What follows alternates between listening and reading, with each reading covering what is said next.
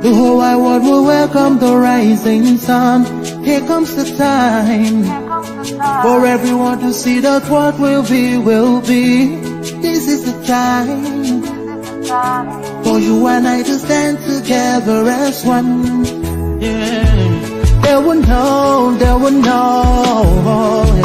The sun is rising from east to west, from north to south. Can't you see the sun is rising? Oh, you wave your flag and be proud of who you are. Because the sun is rising. We're shining so bright all over the world. We are the sun, we are rising. We spent our lives simply in a mystery. Never gonna trade our freedom with any mystery.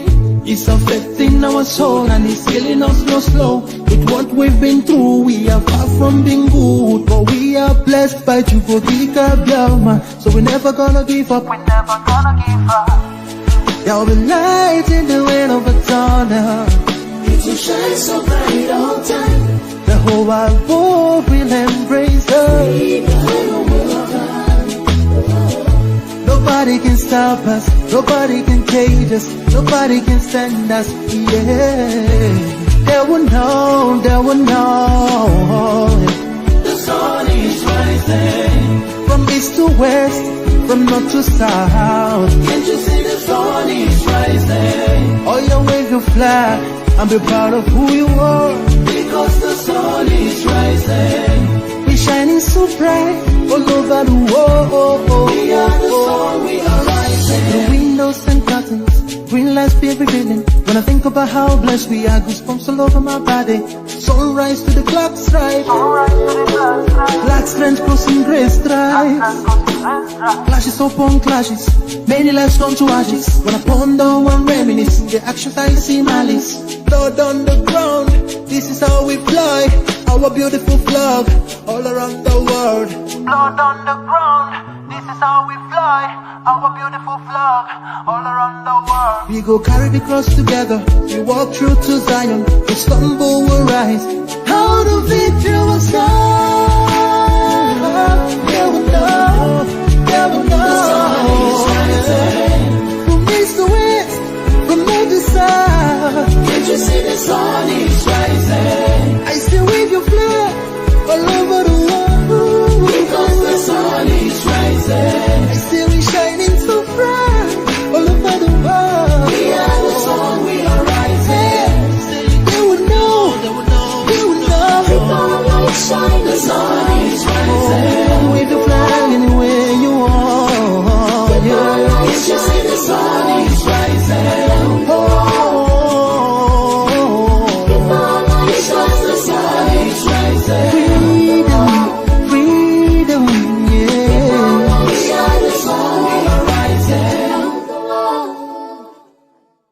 Say good morning, good afternoon, good evening, and good night to some of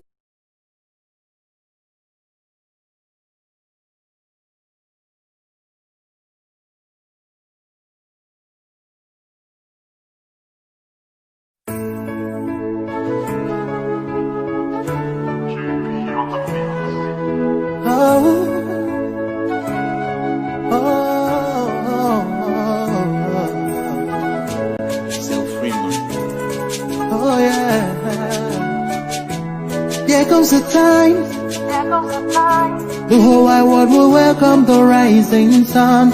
Here comes the time for everyone to see that what will be, will be.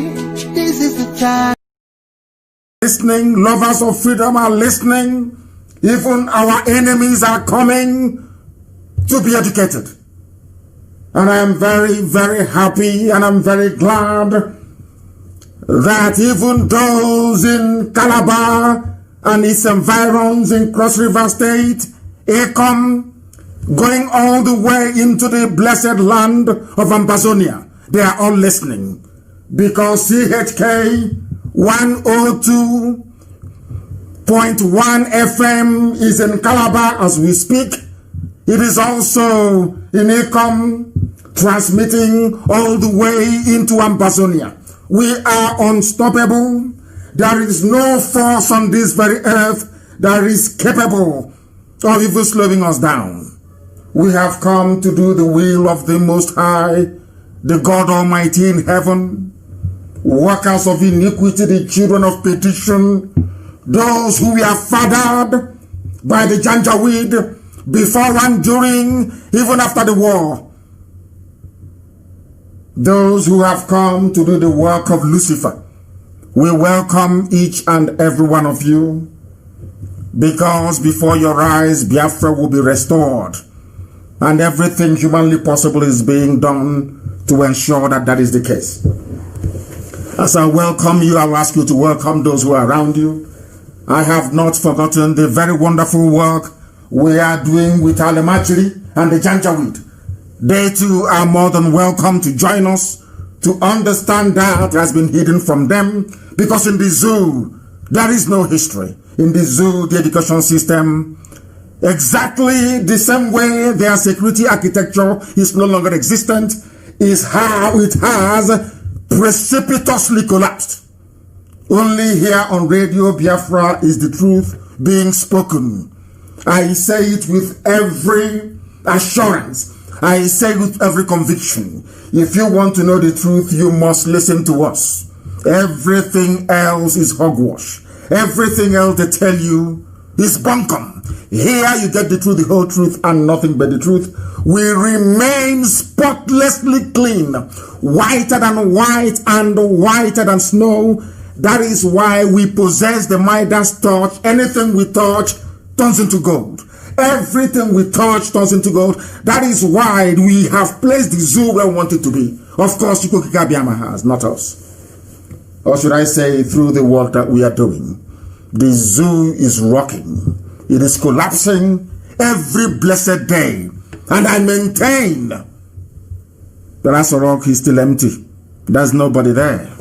They can play all the games they like, but as long as you come with your pen and your paper and a bit of common sense with you, as long as the Janjaweed do not forget their slate and their chalk, as long as those of them who wish to learn do not forget their pencil and their writing material, then they are more than welcome to participate, because this evening you're going to learn that thing that is hidden from you. All those things they don't want you to know, here you will learn all of them, because we are not going back. We don't understand what the word retreat means. Ever since we came to perform this very noble task we have been ordained by heaven to undertake, we have never taken a step backwards. It's only forward that we have been going. That is why those who are not able to be part of what we are doing, they are doing their damn best to ensure that they can become part of IPOB, but they can never be. Not now, not tomorrow, not ever. Because for you to be IPOB means you're chosen by God in heaven to carry out a work on this very earth. If you're not chosen from birth, you cannot be IPOB. My name is Nnamdi Kanu. I am the leader of this very global phenomenon, IPOB, the largest mass movement on the face of the earth. The only people who, without guns or bullets, managed to cripple the government of a contraption. So much so that today they have taken to childishness in order to try to curtail this very excellent work that we are doing.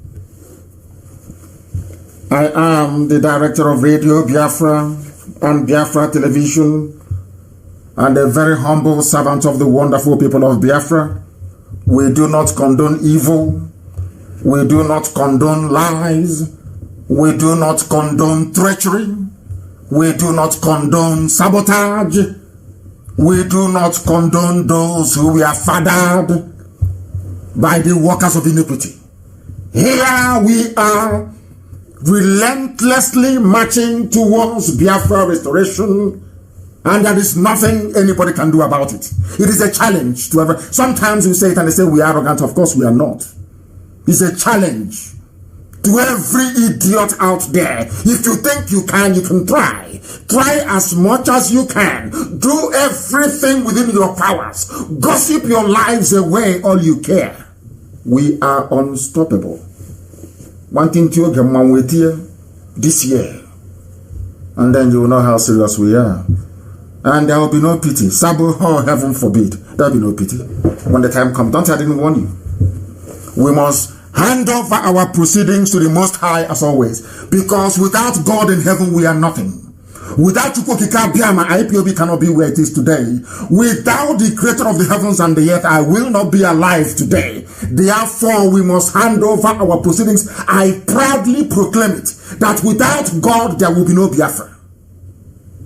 I told Ifani Unebu, my friend, many years ago, nearly 15 years ago,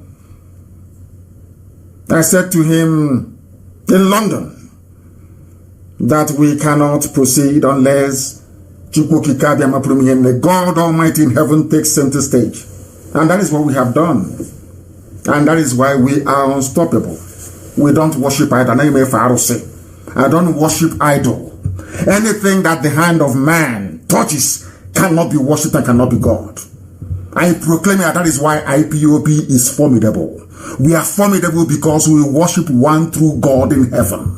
The God of every creation. The God of every religion. The God of every faith and every persuasion. Because only Him and Him alone does every glory, adoration, adulation and praise belong to. We must worship Him. And this very evening, with the time standing at 9 minutes past 7 p.m. in the land of Biafra and the same number of minutes past the top of the hour wherever you are, we are going to pray the Psalm of David. It is a prayer I pray all the time for IPOB. It is a prayer that I pray for all the children of Biafra wherever they are on the face of this very earth. If you are a Biafran and you are genuine, you are IPOB. If you are not, then you are at liberty to call yourself whatever you choose. But for us, we are the children of the Most High, the very chosen millions, I should say. Not millions, but millions right across the world, doing the work that will bring in light into the darkness that Africa has become.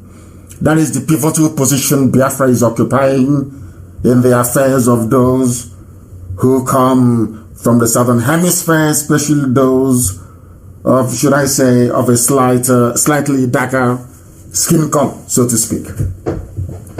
And let us pray, please. Wherever you are, you must bow down your heads and we must pray. According to the preacher, the psalmist, and he prayed to the Most High, and he said, whoever dwells in the shelter of the Most High will rest in the shadow of the Almighty.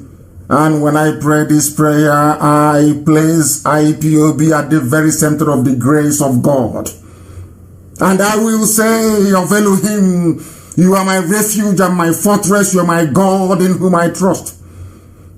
Because you will save your children from the foul snare and from the deadly pestilence, even COVID-19.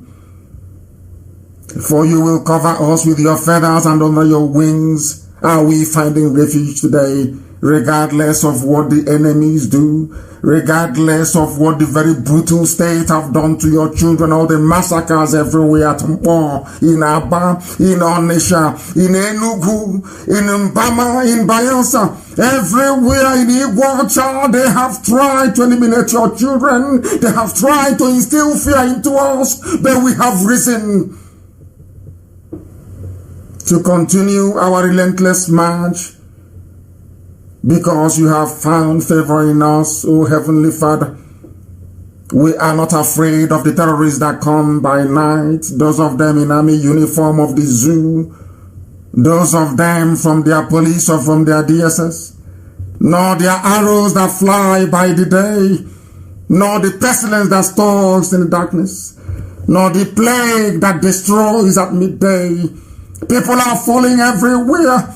People are capitulating. They are joining the Janjaweed in the prolongation of their own subjugation. But we have remained this very IPOB, resolute and strong, unshakable, unbribable, unbuyable.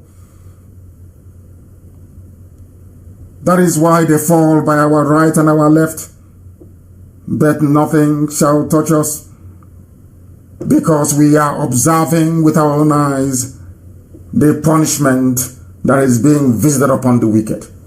For we will continue to say, the Lord is our refuge, and the Most High God Chukwu is our dwelling place. No harm shall overcome us. No disaster shall come close to the tent of IPOB. For angels of heaven are under instructions to protect this very noble family and all that it represents until Biafra is restored to the glory of the God in heaven, the Most High, the Creator of the heavens and the earth, now and forevermore we pray. He said, as I said, those of you in Calabar, you are listening. Those in Acom, you are listening. Very shortly, we are going to restore our relay station in Warri as well. We are expanding. Even Abuja will hear from us very shortly. Everywhere you go, people will receive this very noble gospel without further hesitation. We are going to delve in directly to our presentation this very evening. I know that everybody is listening. Even people are hiding under the bed to listen. Some are in their wardrobe, some are in their cupboard, some are pretending they are watching something on YouTube. But of course, they should be listening to us. Because this very evening, if you want to participate in what we are doing, you must go to my Facebook page at Mazi Nnamdi Kanu. If you go to any of our apps, you will be able to listen to us. We are also on YouTube. People are listening to us via satellite. Those of you with strong decoder, if you want to be a part of what we are doing, you're more than welcome to do so. But you must not be possessed of weak constitution. Because here we tell you the truth the way it is, without fear nor favor. This very evening I want to build a foundation upon which we are going to rest our gospel, so to speak. It is a news that we discovered, so to speak, or somebody brought to my attention from the BBC. It is the story about slavery, how a Biafran, the headline says, my Nigerian grandfather, or should I say great-grandfather, sold slaves. The reason why I have chosen this is because it is very simple. I want to let the world understand, and especially we black people from Africa, to know this, that we are going through the mess we are going through today, all the suffering, all the pain, all the poverty, all the hunger, all the deprivation, all the absence of infrastructure, because we want to go through all these difficulties. It is not the fault of the white man. I'm making it abundantly clear. According to this very, of course, coming from the BBC, you know, we are all slightly, should I say, we have our doubts about it. But what I want you to understand is that this very epistle from this lady is absolutely correct. We are the architect of our own problems. Therefore, what it means, therefore, is that for us to solve this very problem, we must also look inwards. Not externally, but inwards. All the problems afflicting us is our own making. If we want to get away from it, we must be able to look at ourselves and tell ourselves the truth. There is a debate going on all over the world about race relations, which is racism, colonialism, and slavery. Now, this is the headline from BBC, or should I say the subtext under the headline. Some of European and Americans who have made their fortunes in trading human beings have seen their legacies reassessed, their statues toppled, and their names removed from public buildings. In other words, white people in America, white people in Europe have visited everybody who had a hand in slavery. They've realized their mistakes, and they have done the noble thing by pulling down all the statues, by making sure that the buildings named after these dealers in human beings is torn down. But there is another side to it. Before the white man came, what was the behavior of your local village African? What were you doing with your own people? That tells you everything you need to know about who we are. And the reason why Radio Biafra came and IPOB is here today, for the world to understand that we have recognized that the problems that we are going through is not as a result of colonialism. It is not as a result of whatever a white man may have done. The difficulties we are facing, not just in Biafra land, not just in the wider Nigeria, not even in sub-Saharan Africa, is because of the way a black man reasons. That is all. Nothing more, nothing less. And over the years, the people that are called the neo-colonialists, they are the most horrible set of people ever. Those who are saying to us that our engineers cannot build bridges.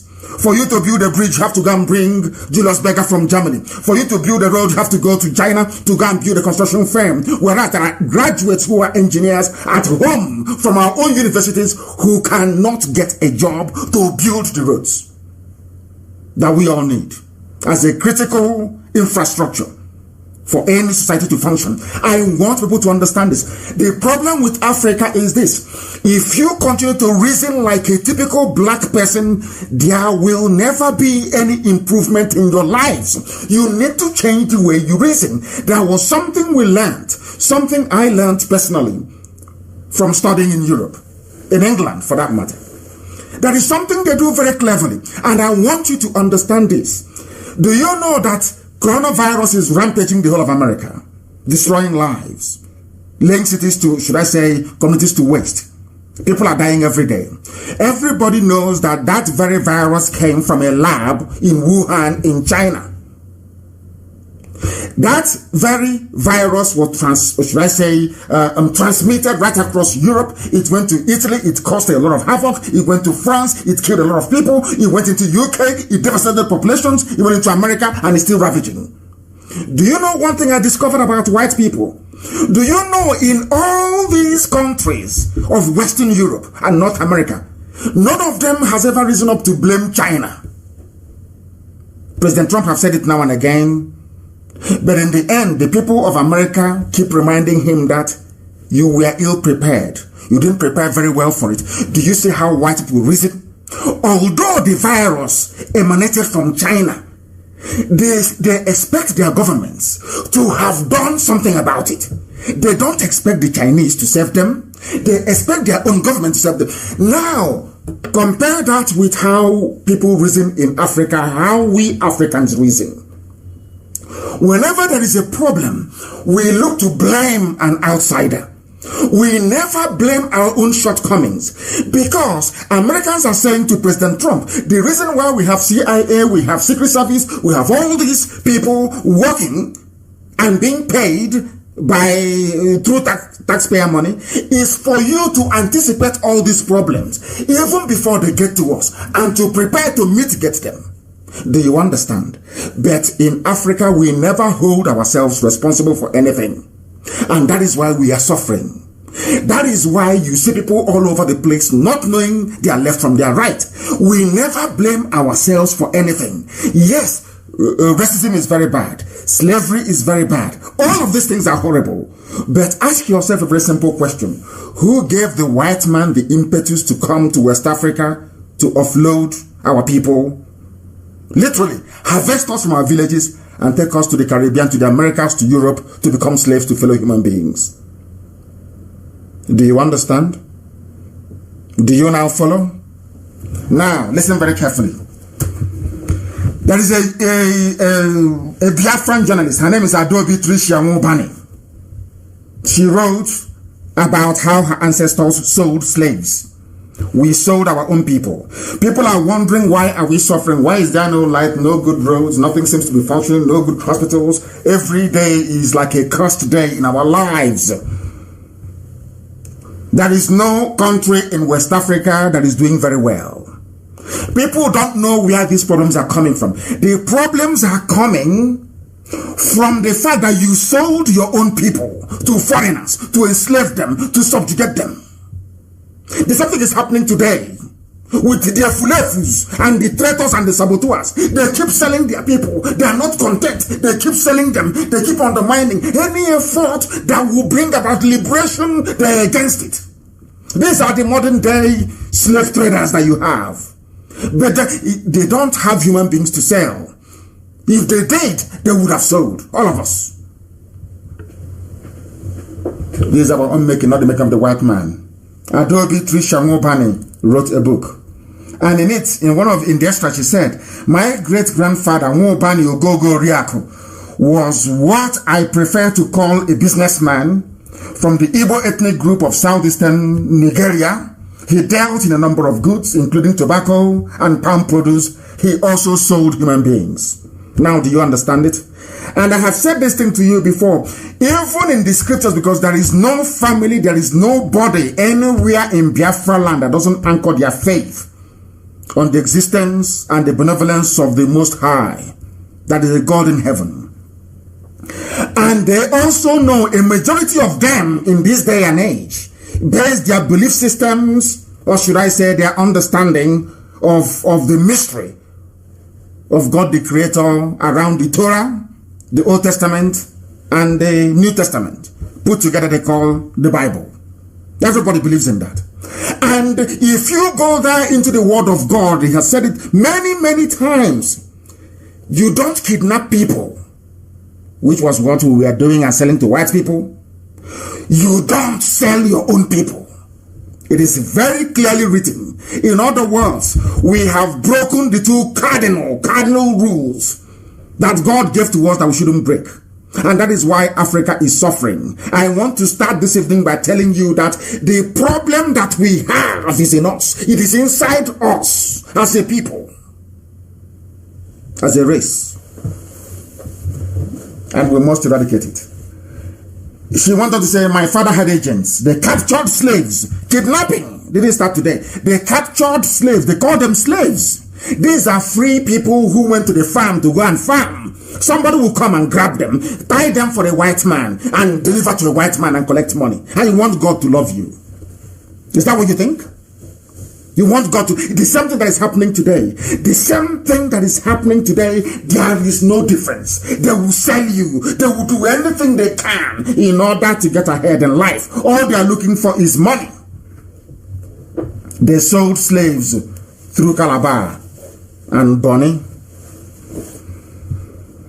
through Opobo.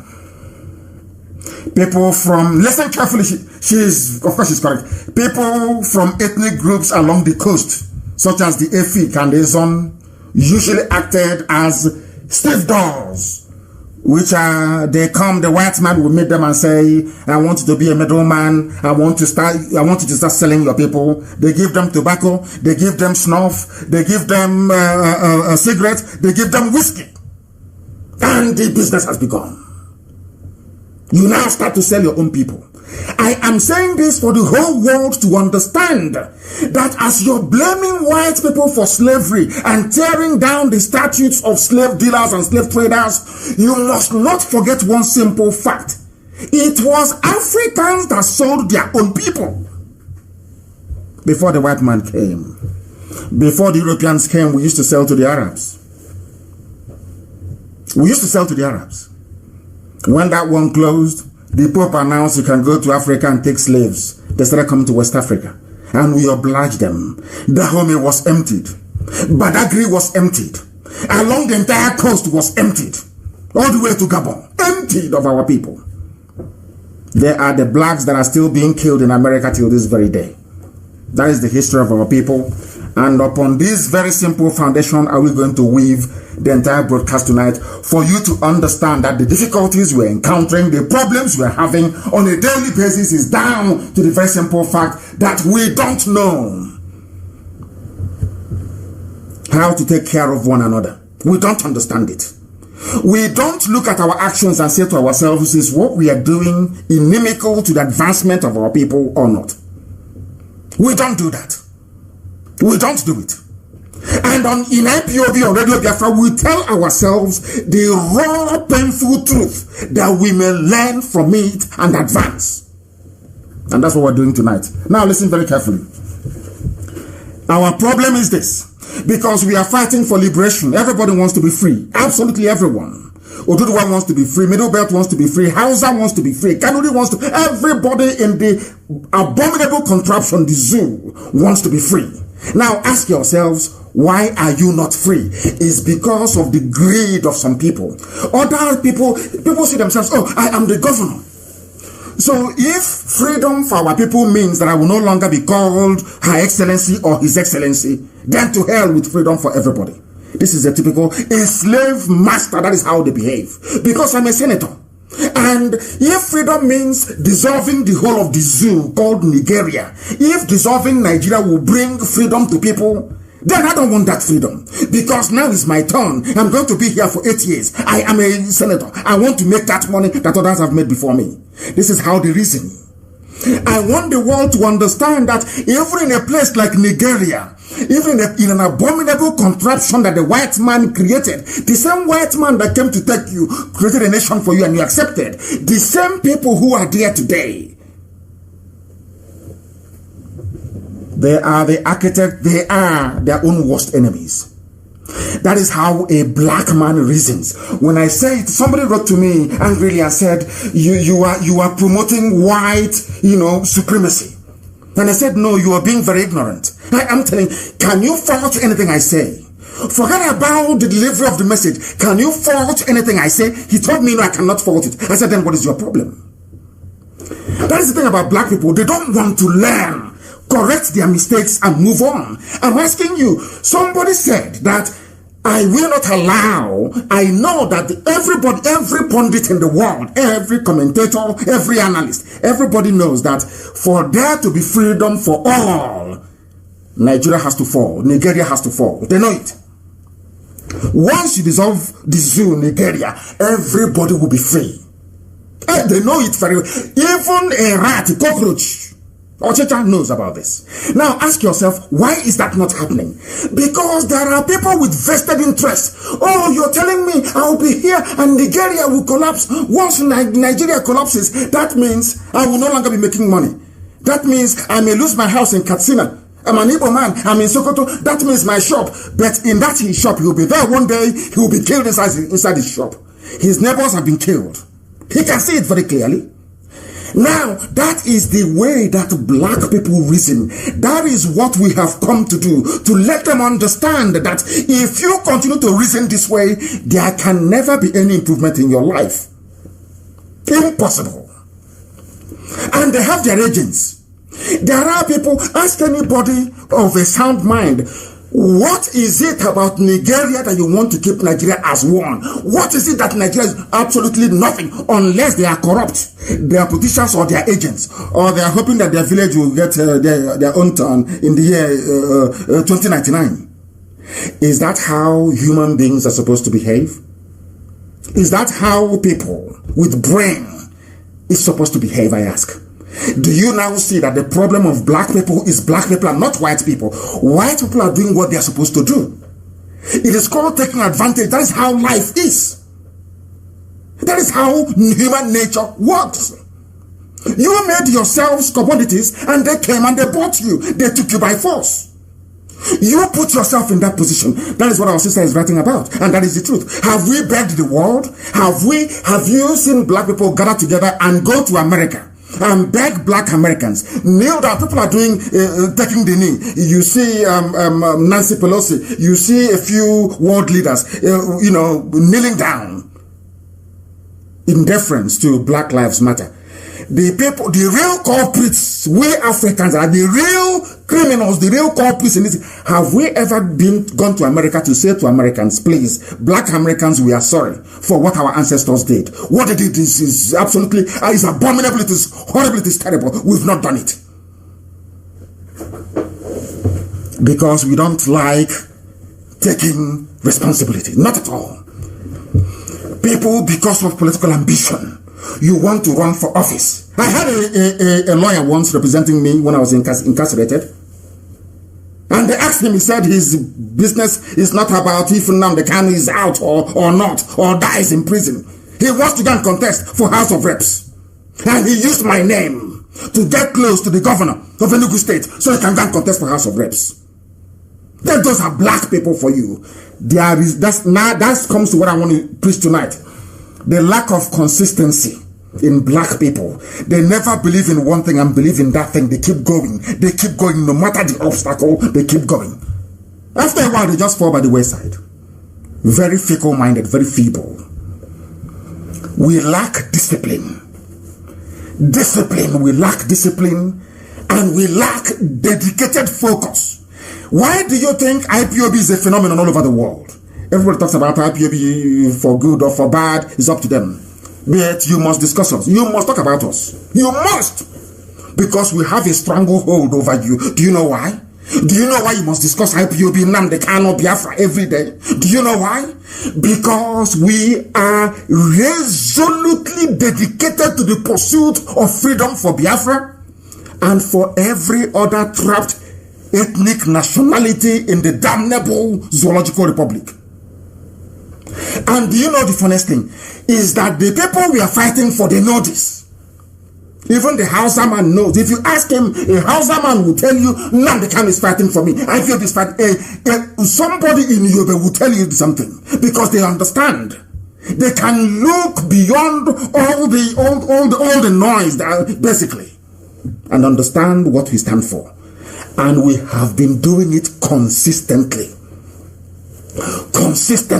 No amount of intimidation, no amount of extrajudicial killings, no amount of bribery, no amount of cajoling, nothing is going to, and they know it. Our enemies, they understand. That is why they are afraid of us. And they must be.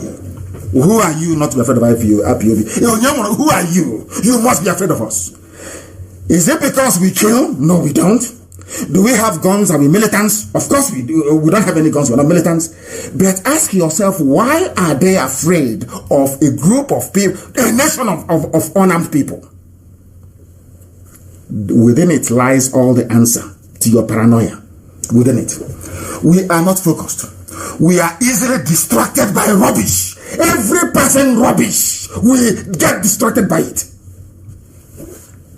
Churchill once said, and somebody posted it a few days ago, if you throw stone at every barking dog on your way to something very important, you will never get to your destination. Every idiotic dog that comes out and barks, you respond. Every idiot that speaks, you respond. How can you be focused and focus on the enemy? That's what the enemy wants you to do, to become distracted. Our focus at all is Asorok. Our focus is the collapse of Asorok. You don't shake from it. You don't allow yourself to become diverted. You remain focused like a laser beam because it's empty. Empty. We must focus on that thing that we have come for, which is freedom. That is number one. Everything else is secondary and inconsequential. Some idiots, they thought my absence for a few days an opportunity for them to showcase their stupidity and power-hungry tendencies. Let me see the idiot. I have come. Let me see the fool, or should I say fools. People who are not disciplined. Who are not disciplined. It's only in Africa you have somebody that a civilian president appointed or promoted him or her to a major general position, or maybe as a brigadier general, and after 2 days they plot a coup. That is the idiotic thing about, that is the stupid thing about black people in Africa. We are so useless. We don't reason. That was why coup plotting became a craze in Africa. And a black man thinks, if I'm holding AK-47, I'm powerful, I can now rule everybody. They all went to school where a general will kneel down before a civilian president. They learned nothing. They will never learn anything. That is the thing about black people. And that is why we seek for freedom for Biafra. We want to build a nation that the world will look at and they will marvel. They will say, my goodness, we never thought that blacks can do such a thing. That is why we preach to you the way we do. That is why we are uncompromising in the way we lecture you about what you need to know before we go into Biafra. Because Biafra cannot be like the zoo. Our sister posted earlier today that even these days that men gossip more than women. I said, yes, when you were born under the bridge in Ojuelaba, what do you expect? Near a dustbin, a stinking dustbin. What do you expect? Those of us that grew up in the village, we have no time for such rubbish. No time for such nonsense. Who are you that will talk about you? It's only idiots that talk about human beings. Great people talk about ideas. That is what we are doing in IPOB. That idea is freedom for Biafra. Nothing else. If you stand in front of us, we will crush you completely and totally. Those in Upper, they ran away, didn't they? The so-called youths running in Yeso, they ran away. When IPOB came, just for burial, they ran away. And we'll catch them one by one. And we'll set example with them that other people may learn. That other fallen fathered bastards in our land, they will learn. I have given the order. An example will be set with Oba that others will learn. That next time when we speak, they listen.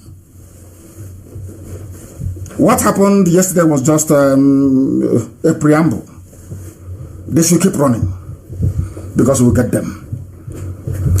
They want you to engage Efulefus and forget about Aso Rock, which is where we're heading to. That's our focus is Aso Rock, the collapse of it. Not any, forget about Efulefu, traitors what they're saying around you. That was how they deceived us for very many years. It's the minority. South and the southeast. Southeast, Bendel or Delta. Delta to Niger Delta. Nobody knows who or she is anymore. Any name they give you, you take. Every rubbish that comes, you accept. Every nonsense, every garbage. Oh, they hate you. Oh, do you know that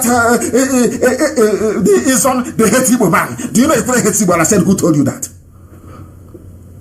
Who told you? You accept every garbage they give you. And here we can't accept it. Absolutely not. I grew up in the village, and everybody knows how much we hate housefly. You know how much we hate housefly, where we come from. Everybody hates flies. We hate it. If you're eating and a fly perches on any part of your gari or apple, you should quickly cut it out or even rice. You take that bit that the fly perched on and you throw it away. I want you to listen to what I'm saying now very, very carefully about flies, because Sabo and traitors, they're like flies. Those who are just buzzing around, they're like flies. I want you to understand this very carefully. When you're eating in the village, or anywhere for that matter, and a fly perches on any part of your food, what do? You cut out that part of the food and throw it away, because you feel it's contaminated. Yes? Good. But remember this. Despite this very fact that we don't want flies around us, anytime a fly is as stupid as to fall into a keg or barrel of palm wine, what do? Would we throw the palm wine away? No. We quietly filter out the flies and proceed to drink that same palm wine, because that is an indication that that wine is very healthy. Anytime you see sabo buzzing around your ears, know that what you're doing is great. We are the only freedom fighting movement standing. Not just in Biafra land, not just in the Zoological Republic. The whole of Africa as a whole, only IPOB is standing, bearing this very standard of freedom and hope for every single black person on the face of the earth. That's what we represent. And when a fly falls into your palm wine, you filter it out. It is called mamijiji. Some of you that know. You quietly say that you drink that wine. We never throw away palm wine because a fly fell into it. No. But remember, if that same fly touches your food, you will take that part of your food and you throw it away. That is what all these detractors are trying to do to you. When they fall into your wine, as I do, palm wine, you filter them out. You drink it. You don't say why you drink it. To tell them that they are nothing. That's how you're supposed to be here, because you're IPOB. You are chosen by God Almighty in heaven to fight for the freedom of not just yourself, but every oppressed black person on the face of the earth. And we are not going to accomplish it through sentiments. It is not something you do by mere wishful thinking. It is something you accomplish by doing that which is right. Remain focused and disciplined. Don't allow yourselves to be distracted. Of course not. Of course not. The same goes for Sabo. You need saboteurs to make you appreciate how potent IPOB is. Because if you're not strong, they cannot come. If that palm wine is not good, the fly can never come close to it. Do you understand that? That was like somebody once, they said that a fly is like a poison tester for you. In the olden days, elders will watch a fly. Any food they perch on and die, that food, a human cannot consume it. Are you aware of that? Daddy, do you know you cannot drink perfume? If you open, a vial of perfume, if you open your bottle of perfume and you leave it, will a fly come to it? A fly cannot come to it. If you drink that perfume, you'll be poisoned. You may die from it. I don't want to go into too much because that is the advantage of growing up in the village. When you grow up in the village, you know a lot of things. When you grow up under a bridge somewhere, I feel sorry for you. And some of you from there, you travel abroad. That's the bye-bye now. What do you know? Not absolutely nothing. The only thing that ties you to Biafran is just your name. Apart from your name, you are not a Biafran. Absolutely not. You need people to remind you as to how potent you are. Without all these professional gossipers, you're nobody. That's to tell you how mighty IPOB is. The whole world over. And that is why we managed to be able to bring the zoo down to its knees. The people they call miscreants, all manner of names. What haven't they called us before? Today, the zoo is on its knees because of what God Almighty is doing with IPOB. We are the people that stopped the zoo. For people who do not know, we are IPOB. We are the ones that stopped the zoo, Nigeria, from having a president. They have no president. Do they have one? Let him come out and do a live interview. Let him address Nigerians live. Let him address the inhabitants of the zoo, Niger area. Let him come out live. Do you know why? IPOB. Who says you're not powerful? You don't know how strong you are. You have no idea.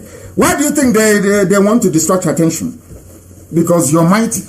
Because of this IPOB, the world has no regard for the zoo. They are crying. No one has any regard for them. We are simply unstoppable, and our enemies understand this. I'm ashamed that some of us spend time responding to inconsequential idiots that nobody has ever heard about.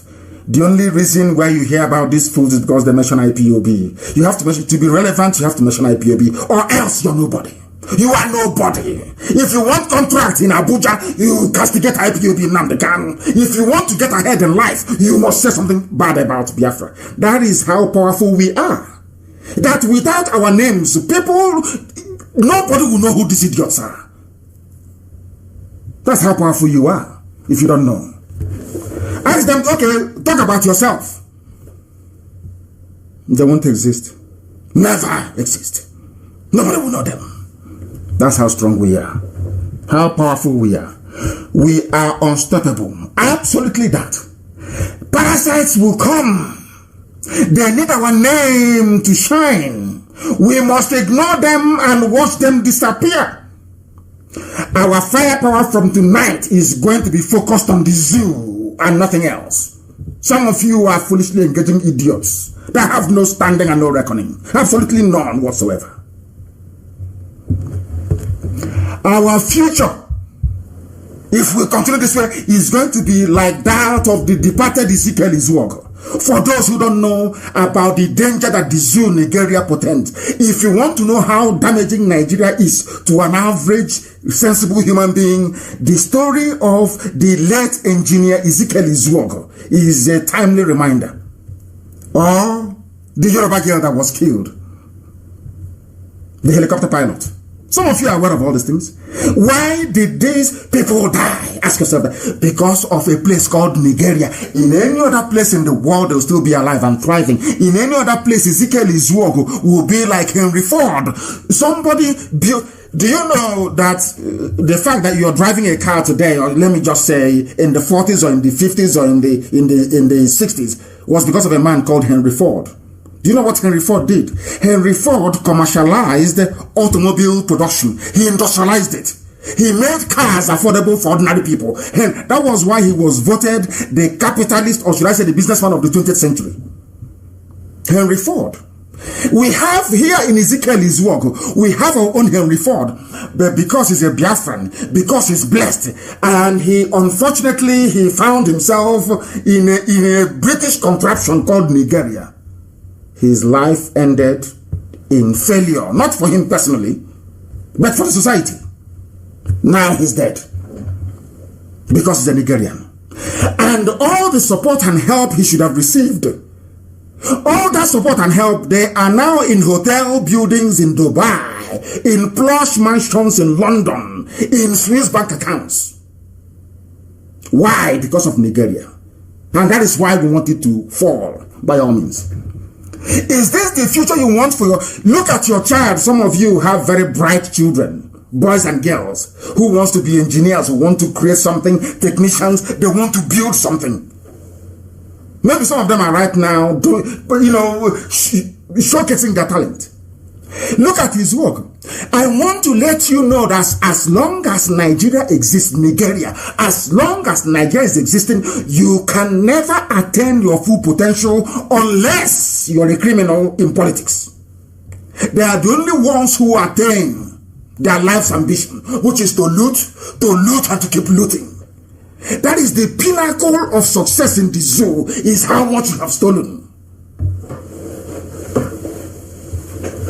Ezekiel Izwog is dead. Is that the future? This is a man that in any sane society they would have nurtured him. Everybody right now who could afford a car would have a car very peacefully. There will be taxes rolling in. There will be export potential for the car, the automobiles that he's making. His name will be on the car, Izwog, maybe. The white people, they had a man called Henry Ford. That man went on, even Daimler. Remember Daimler?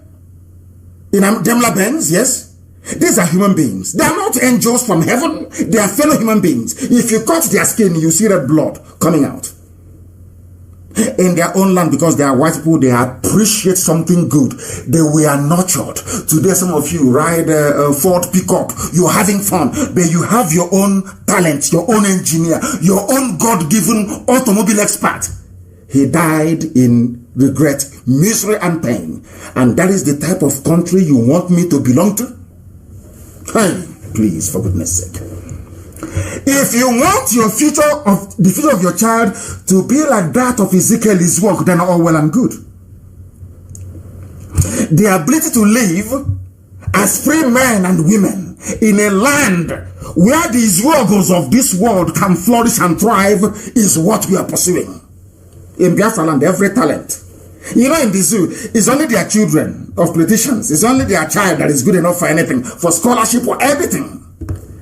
How many times have they set up any kind of competition? Let's say science competition. To say the best science student will get scholarship to MIT. They will never do it.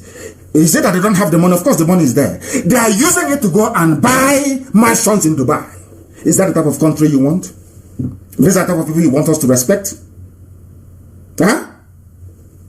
My goodness. This is the type of country that Facebook is supporting. Facebook wants the zoo Nigeria to continue so that the suffering can continue. They are the real racists. These are the real people. Black people must reason. The likes of Trump telling you the truth, they are the ones that love you. Black people, we want people to massage our ego even when we are failing. Someone say, oh, you're doing very well. Oh, black and proud. You're very black and beautiful. All rubbish. Pure rubbish. It's not true. It's not true. And the net is not true. Ezekiel Izwog is dead. If had the US government frustrated Henry Ford the same way that Nigeria frustrated Ezekiel Izwog because he's a Biafran, the history of mass production of automobile would have been different. White people nurture creativity.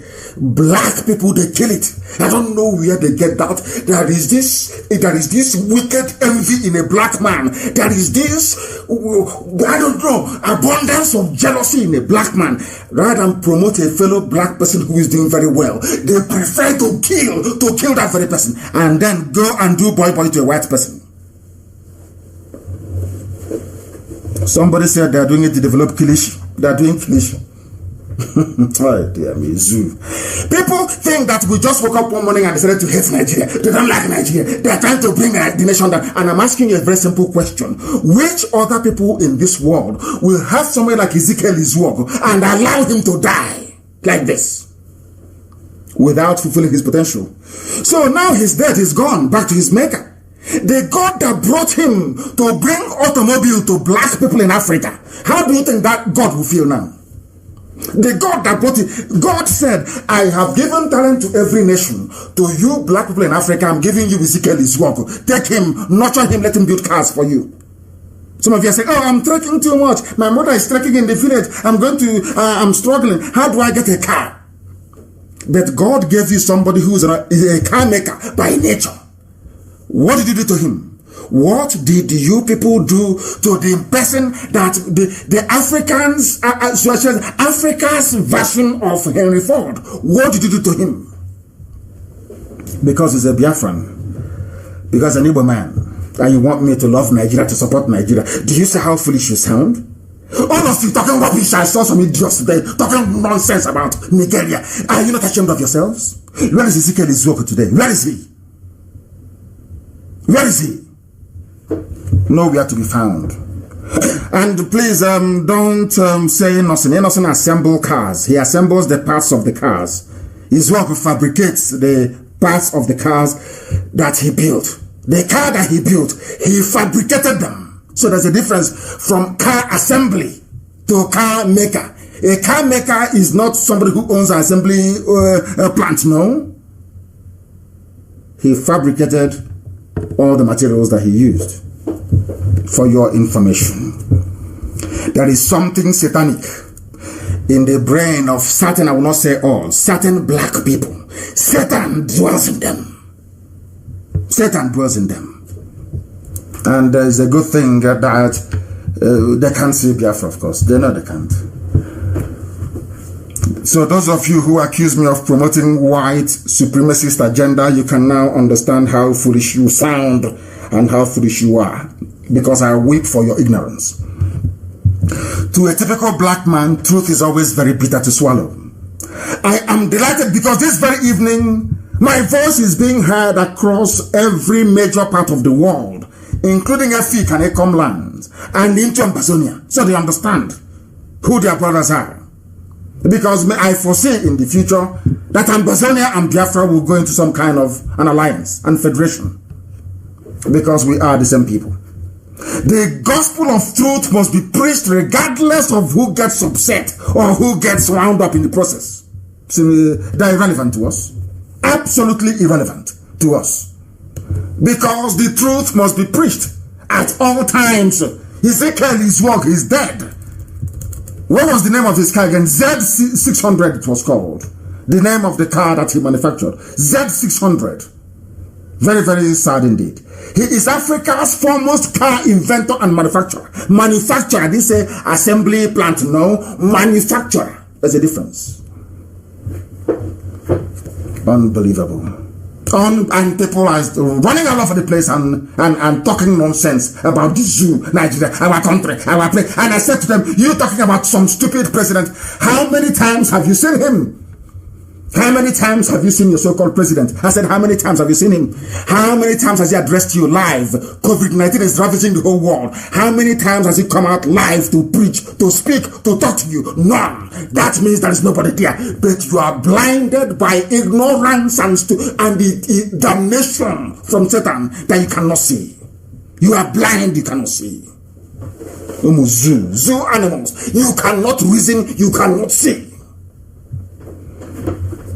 The same garbage every blessed day. Who would want their daughter to enroll in an army where Boko Haram recruits are the officers? I ask you, because there is a Yoruba girl that was killed in the military barracks. Killed. You see, there is something I don't understand about black people in this UG, especially people in the zoo, Nigeria. How do you people actually, there's something called rationalization, the process of reasoning, being able to chew through ideas and come out with something that is sensible or something meaningful. Boko Haram is against women going to school. Boko Haram is against women becoming teachers and doctors and nurses, and even talk less of being a helicopter pilot. And in that same environment, these Boko Haram people are being recruited into the army, where you have a young Yoruba girl, a helicopter pilot. I want you to understand this very clearly. Look at how Zoo people reason. The same, why is it that Boko Haram and ISWAP, why are they fighting? They want Islamic rule. And in Islam, in their own version of Islam, so to speak, are women allowed to become helicopter pilots? The answer is no. Then why are you recruiting Boko Haram into the army where you have female pilots and female officers? Simple question. Can you answer it? No, of course you can't. You're a zoo animal. Nigeria. What do you know? Your brains are empty. What is wrong with you people that common sense eludes you Nigerians? Nigerians, you people cannot reason. You can't. Oh my goodness me.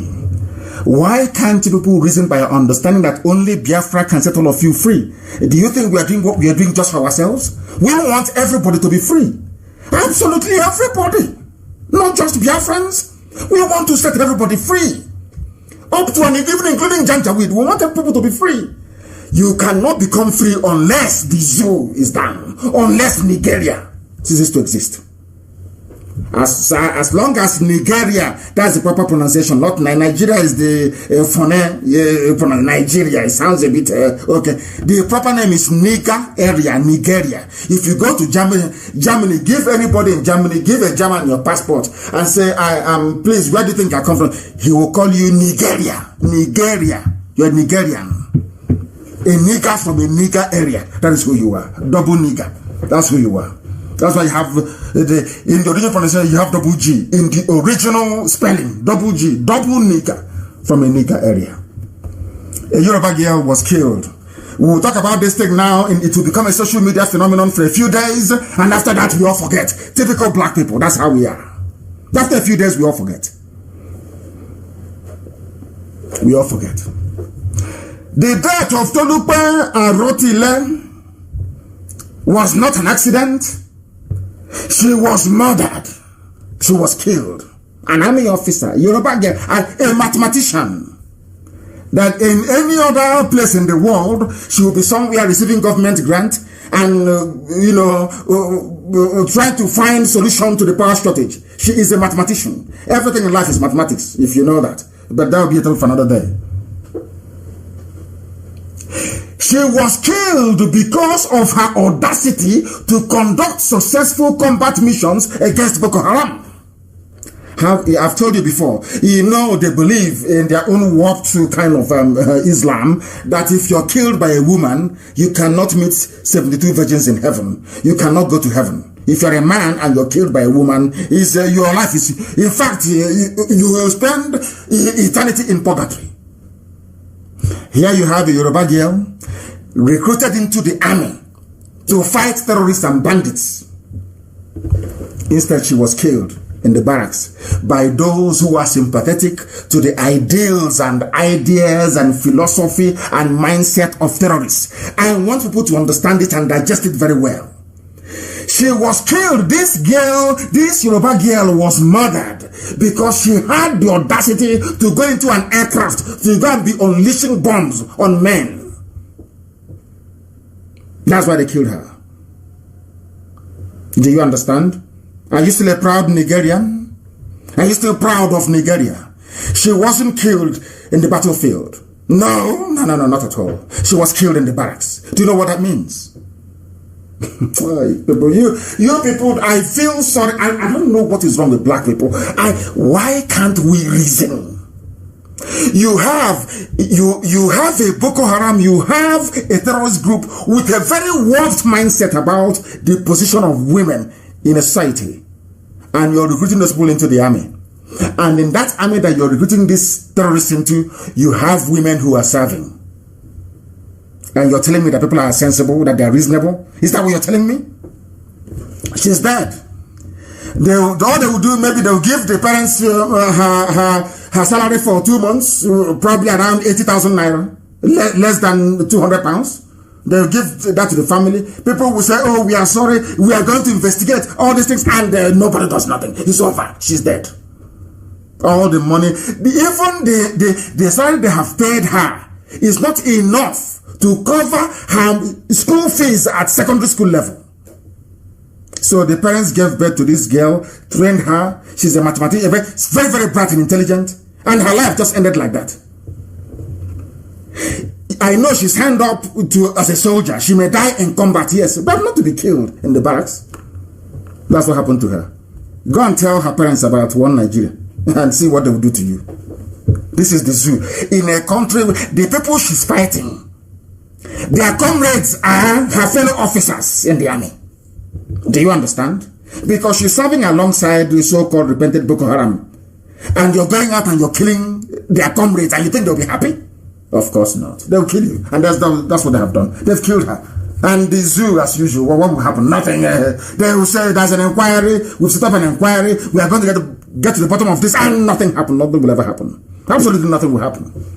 That is how the zoo operates. And that is why we hate them with a passion. And as this evil is happening every blessed day, that is one thing about Nigerians I don't understand. God created human beings to have brain, to be able to reason.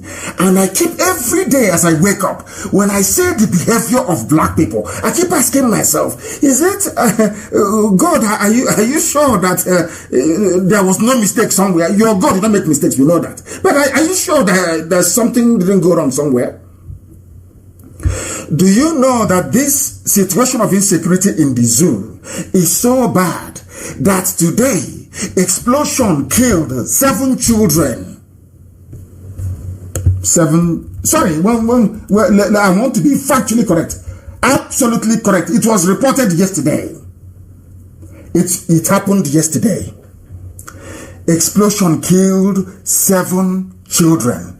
If this thing were to happen anywhere else in the world apart from the zoo, believe you me, CNN will give everybody, Al Jazeera will be everywhere.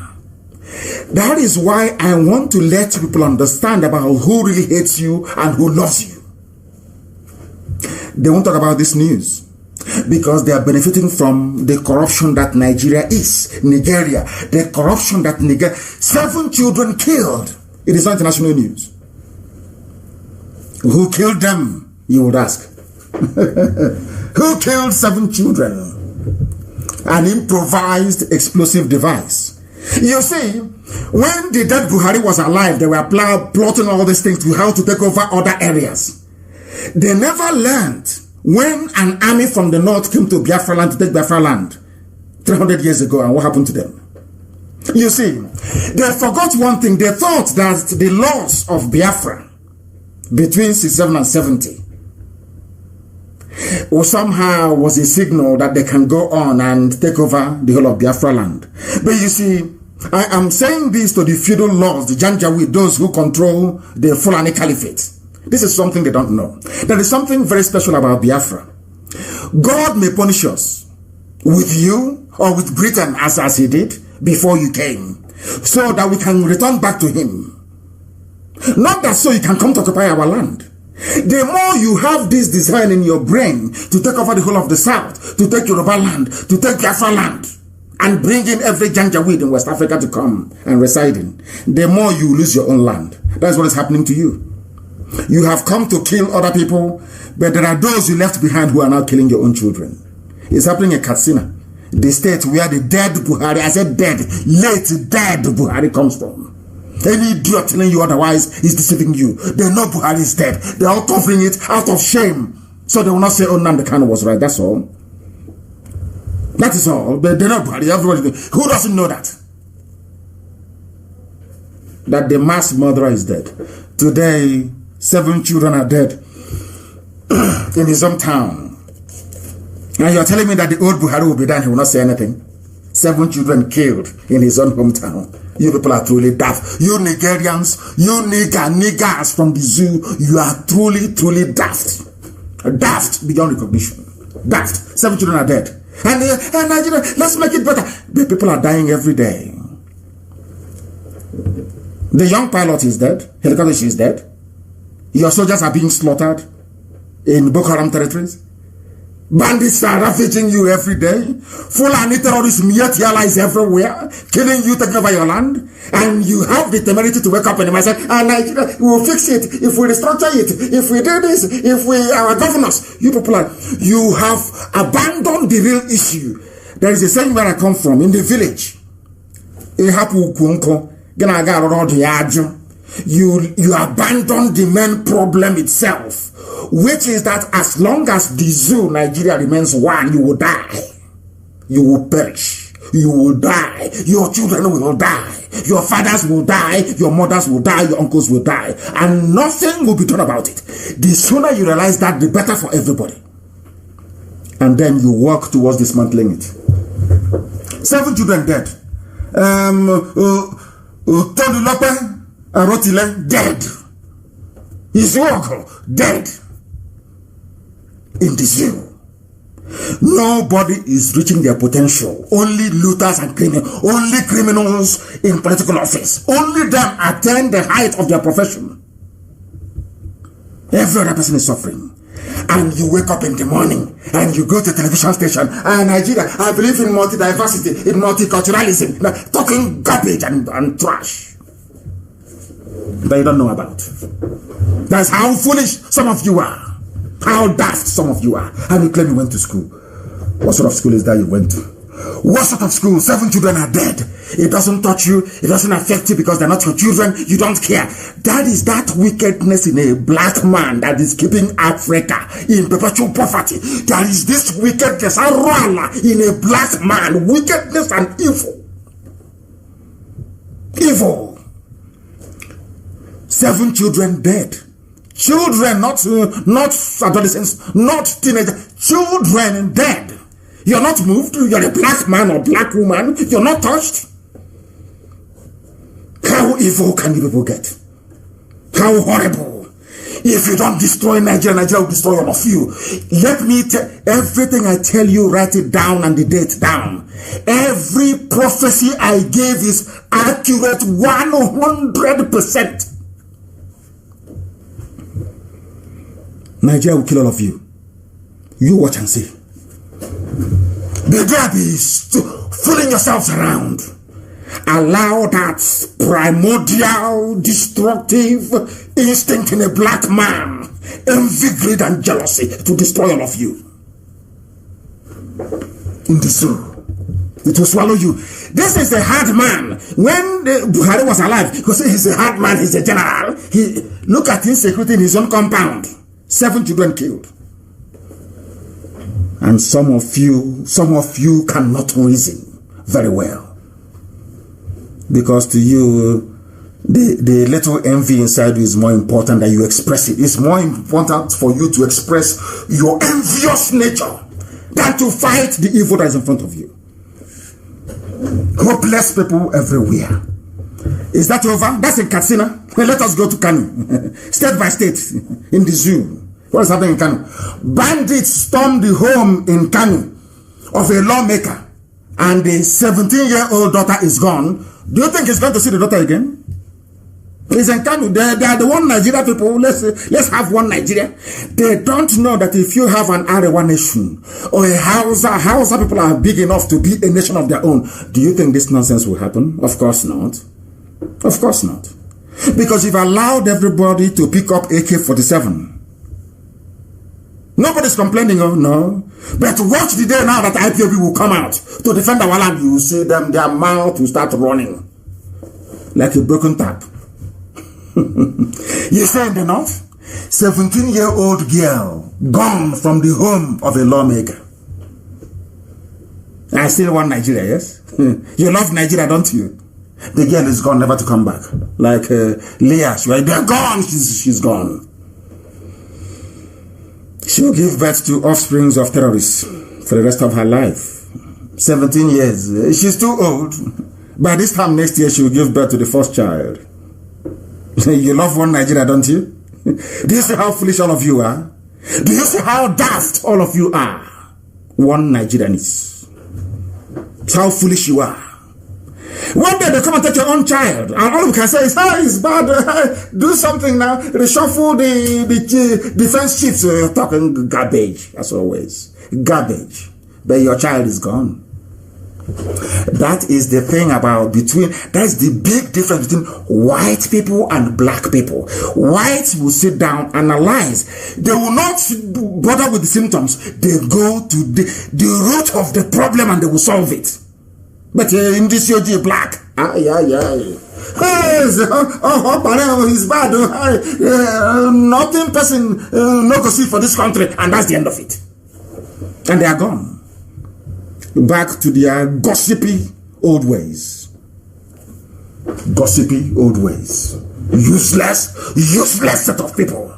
Sometimes I ask God why he created black people. I'm telling you this. Why useless and hopeless? You don't reason. Little girls blown to bits dead. In neighboring Kanu State, a girl in her father's house, a little girl, 17 years old, in her father's house, Fulani, Miyet Yala came there and kidnapped her. And some of you wake up to open your useless thinking mouths to say Nigeria, one Nigeria, we want Nigeria as a country. You are useless. Useless beyond redemption. I feel for the family and I feel for the little girl. I feel for them, honestly speaking. It's very, very sad. And I don't know where, people that wake up in the morning to talk about Nigeria, what type of God made you people? If you come out and say, I believe in Nigeria, I'm asking you, what type of Satan, not God, what type of Satan created you? Another news is coming. Somebody said, not me, no, all I'm telling you is what zoo newspapers are reporting, not me. Patriotic soldiers are being killed off by their own colleagues in the north. Who are those their colleagues? Are they not the Boko Haram that you brought into the army? Do you see how foolish Nigerians and Nigeria, all of you, do you see how useless you are? I want to prove it, how useless you are. Your soldiers are fighting those you claim are terrorists, of course, financed by Fulani people. It was Buhari and his group when he was alive that said Boko Haram. They didn't fall from heaven. He said an attack against Boko Haram is an attack against the North. It is the truth. They've gone and they've removed it from search engines, but it's the truth. We still have the picture, the headline from this day newspaper. You went, they sent you, deployed you to Maiduguri to go and fight Boko Haram, and you went into battle with them. You killed some, they killed some of you. You captured some of them as prisoners of war. And instead of actually dealing with them or holding them until the war is over, you now release them prematurely and recruit them into the army. They now join you to go and fight their colleagues. Are you mad? Do you see how foolish Nigeria is? Are you sick in the brain? That is why this soldier is saying that those of us who are patriotic, we are being killed by our fellow soldiers in the army. Do you see how the zoo rolls? Do you see how the zoo rolls? Do you see how they roll? I will read it for you so you will know. My fellow soldiers shot me on the battlefield for killing Boko Haram fighters. A soldier is reporting. A former Nigerian soldier has alleged that he was shot by his fellow soldiers on the battlefield for killing too many Boko Haram fighters. That is your country? Hey, we want restructuring. We want to reshuffle. We need a new security architecture. People talking rubbish. Talking nonsense every day on their useless TV stations. Rubbish every morning and evening.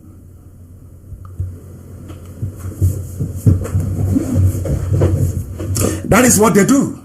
They never ever address the issues. Why are you recruiting terrorists into the army? Nobody can answer that. Nobody can. They're even saying they can be president if they want to be.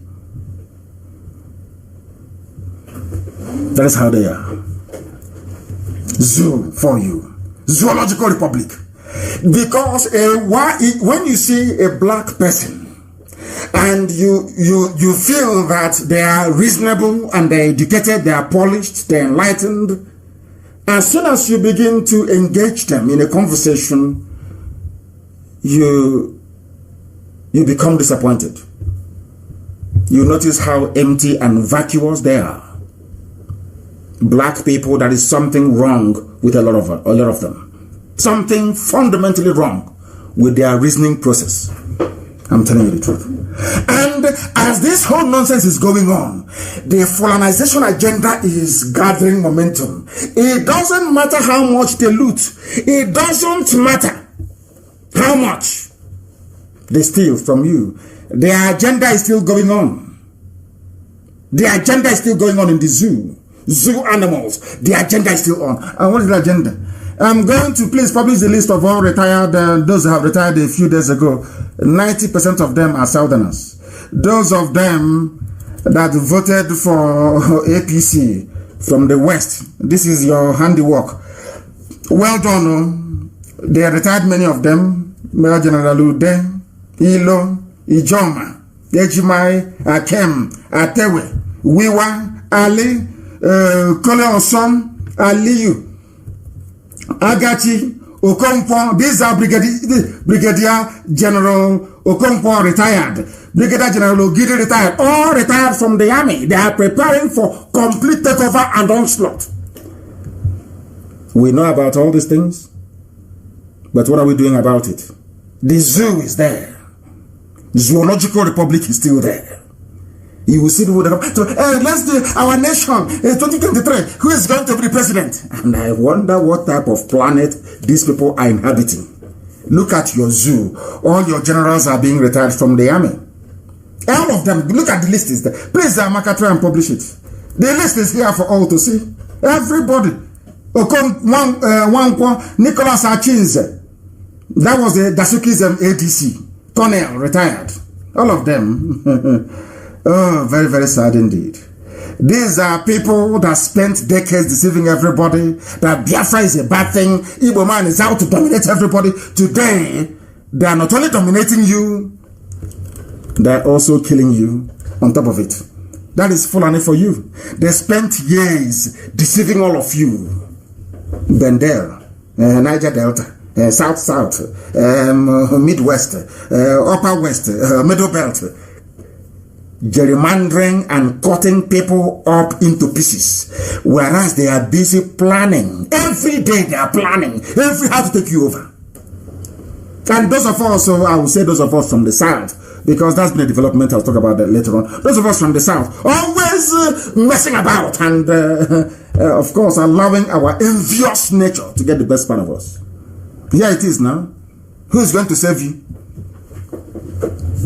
This Fulani presidency, they have, as somebody said, they have serially, deceitfully, and masterfully completed the configuration of the entire zoo security structure. They have now placed it firmly in the hands of northern Muslims, Fulani alone, to the exclusion of every other ethnic bloc in Nigeria. Yet, people that went to school cannot see this as a problem.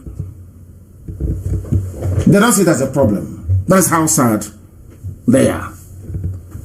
Now, let me tell you something that you don't know.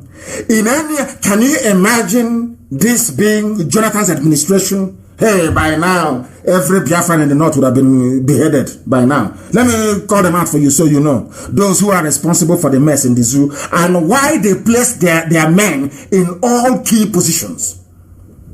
Chief of Army Staff is from the north, Muslim. Fulani, forget Hausa Fulani. There is nothing like Hausa Fulani. Hausa Fulani people are vassals to the Fulani people. If Hausa is vassal to the Fulani, they are nothing. Please, don't say Hausa Fulani is Fulani. Police Inspector General of Police, Police IG, Northern, Muslim, Fulani. Minister for Defense, Northern, Muslim, Fulani. Minister for, these are heavy portfolios. Minister for Internal Affairs, Northern, Muslim, Fulani. National Security Advisor, Northern, Muslim, Fulani. DSS, DSS, that's Director General of DSS, the Secret Police, Northern, Muslim, Fulani.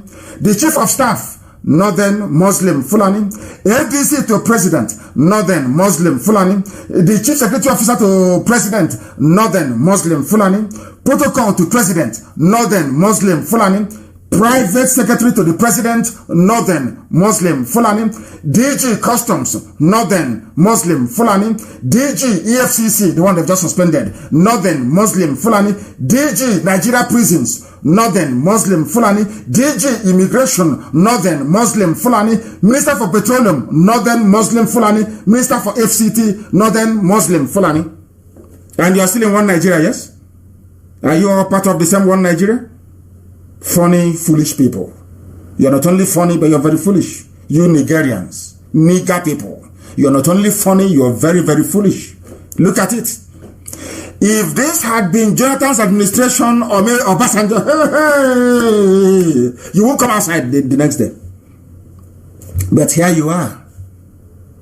And people are defending this. People are defending this. Oh, black people in this UG. Black. Let me tell you something, please. Amaka also published this very one. There was an intercepted telegram. The M branch, our own IPOB intelligence, the very best there is. It's just because we don't have a state. The very best, I tell you. We intercepted a secure communication between an army officer in the field and the Zoo Defense Headquarters over the mess going on in the Fulani-controlled north in the phony war against Fulani terrorism. It's not Boko Haram or ISWA, it is Fulani terrorism. That's what you're fighting. Fulani terrorism. Fulani corrupt feudal lords fighting Fulani terrorism. They themselves create. That's what's happening. They say our army is in the northwest fighting insurgency. No. Who created the insurgency? Fulani. Who are the insurgents of Fulani? Who are the terrorists of Fulani Muslims? That's who they are. And who are the ones fighting them? Okay, Fulani officers, but with southern recruits, the ones who are being killed. This is a letter. I will try to read this letter verbatim. Please, Amaka, publish it. It's a highly classified document. I think they'll be wondering, they shouldn't wonder anymore. I know what happens inside Asorok. Is it defense headquarters that I will not know? I know everything. We know everything. Listen. Sir, this is a communication from an officer in the field to defense headquarters in Abuja. From Maiduguri to Abuja. Listen very carefully, please. Sir, terrorist ambush. You know, it's a telegram. That's a full stop. At about 0714 071410A. That's what they, Army code. July 20. Troops of Sector 2 were ambushed by suspected terrorists at Bula Bulin in Damboa local government area. Full stop. 2X, which is 2 teams of reinforcement, were dispatched to the scene. Full stop. The first team confirmed the details at the scene, while the second team linked up and returned to the camp. Own cars, that's Chief of Army Staff, OWN, killed in action 23 soldiers. Wounded in action, 1 times 2 soldiers, whatever that means. Missing in action, unconfirmed. Many of them are missing, taken prisoner or taken hostage by Boko Haram. However, the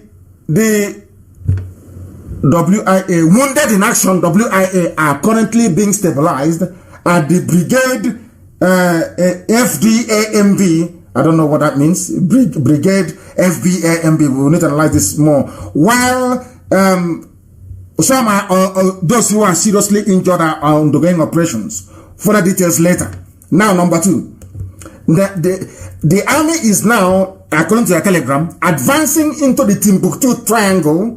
He's saying advance into the Timbuktu Triangle is becoming cumbersome now that the rain is at top gear. It's rainy season there as well. Rain is falling there. Coincidentally, terrorist elements have reinforced their defenses to halt the advance and any army incursions into the area. Unfortunately, troops ambushed by daylight shows the level of preparation by ISWA, no longer Boko Haram. Listen carefully. They lie to you always. They tell it is Boko Haram they're fighting. No, they're fighting ISWA. And who is ISWA? ISWA is al-Badawi, the son of the Boko Haram founder and leader, the dead Muhammad Yusuf. This was the boy, the same boy was going to court the same time that I was going to court. In 2016. This boy was arrested. Al-Banawi was arrested. This was the boy that Buhari himself recruited. I don't know why people are so daft. Buhari himself recruited this very boy to split Boko Haram. No matter what they were, when they find you very difficult, they try to split you by forming groups. They brought out this boy to challenge Shekau. Shekau was too strong. You know what Buhari did? Buhari now said, you people should not attack mosques or civilians, only attack non-believers, infidels, and the army. That was his comment. Do you know what happened to this boy when he was in court? He was released from High Court in Abuja in broad daylight. He was not tried, he was released. Buhari asked for this boy to be released. He gave him his own command, his own terrorist group, ISWA. They aligned with ISIS because Buhari was a very big fan of ISIS.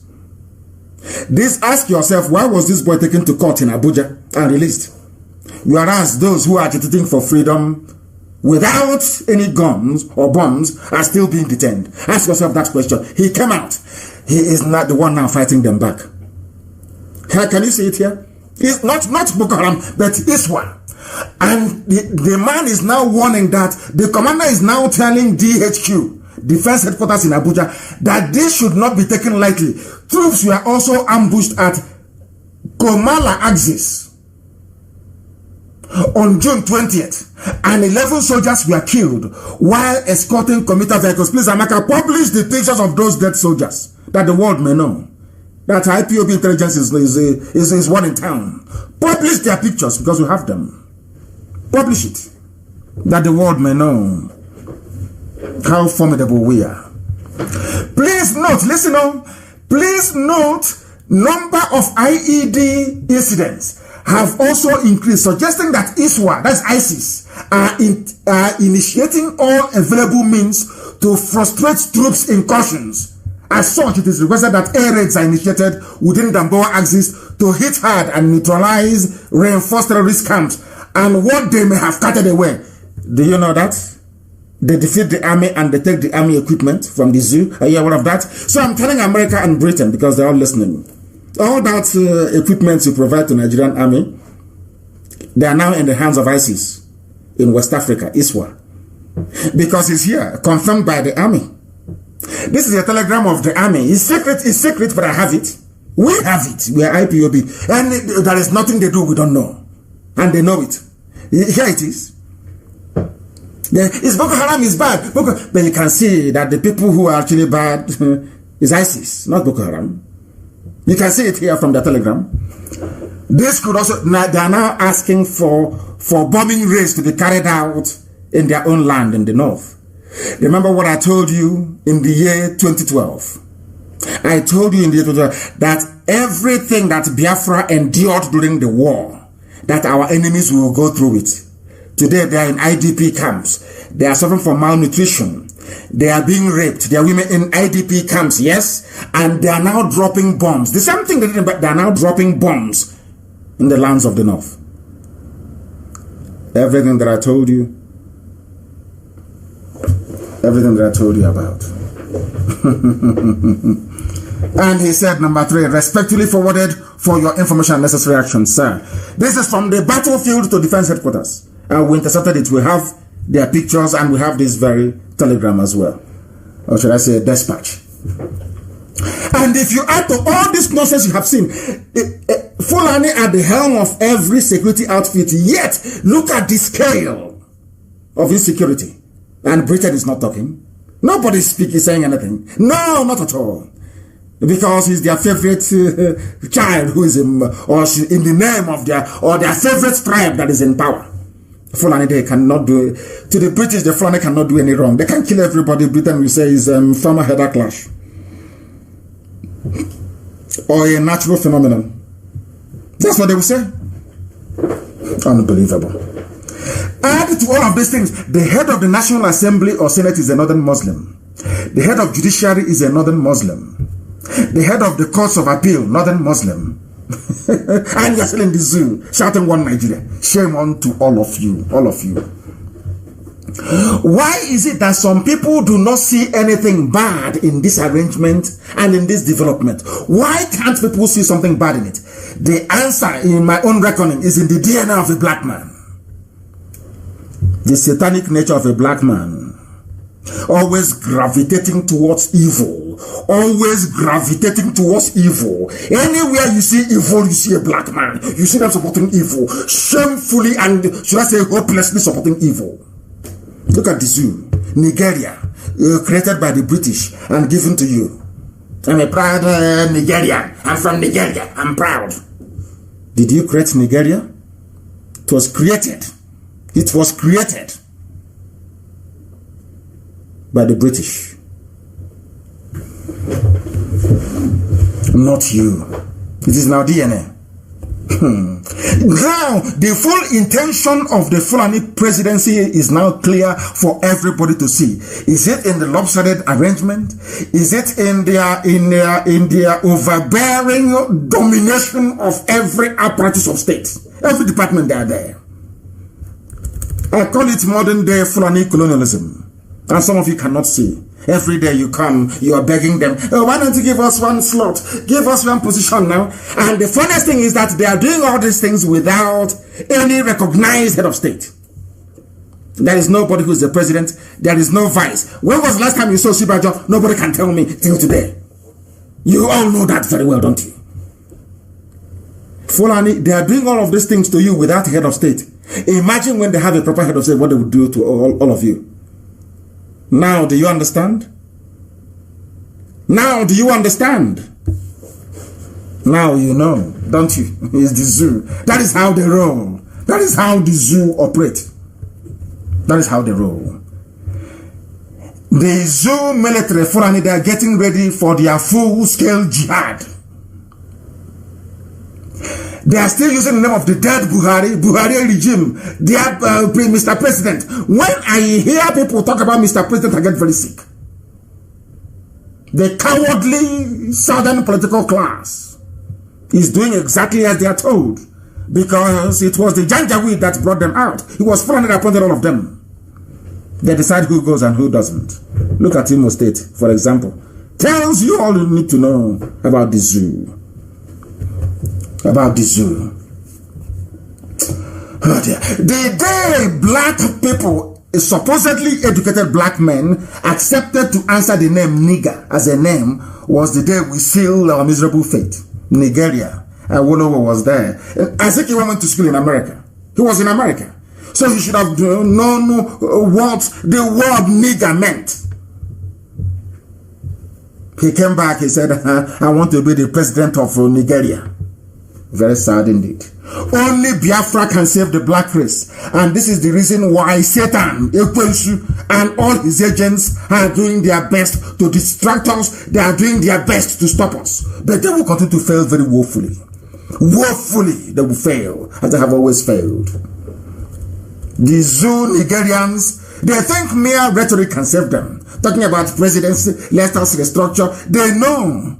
They have conveniently forgotten that this rogue Fulani regime means evil for everybody. You will all suffer and die in it unless you reason and become sensible now, not tomorrow. Now, not tomorrow. They control customs. Why did they control that? Let us tell you, somebody did a very good job. In fact, Dr.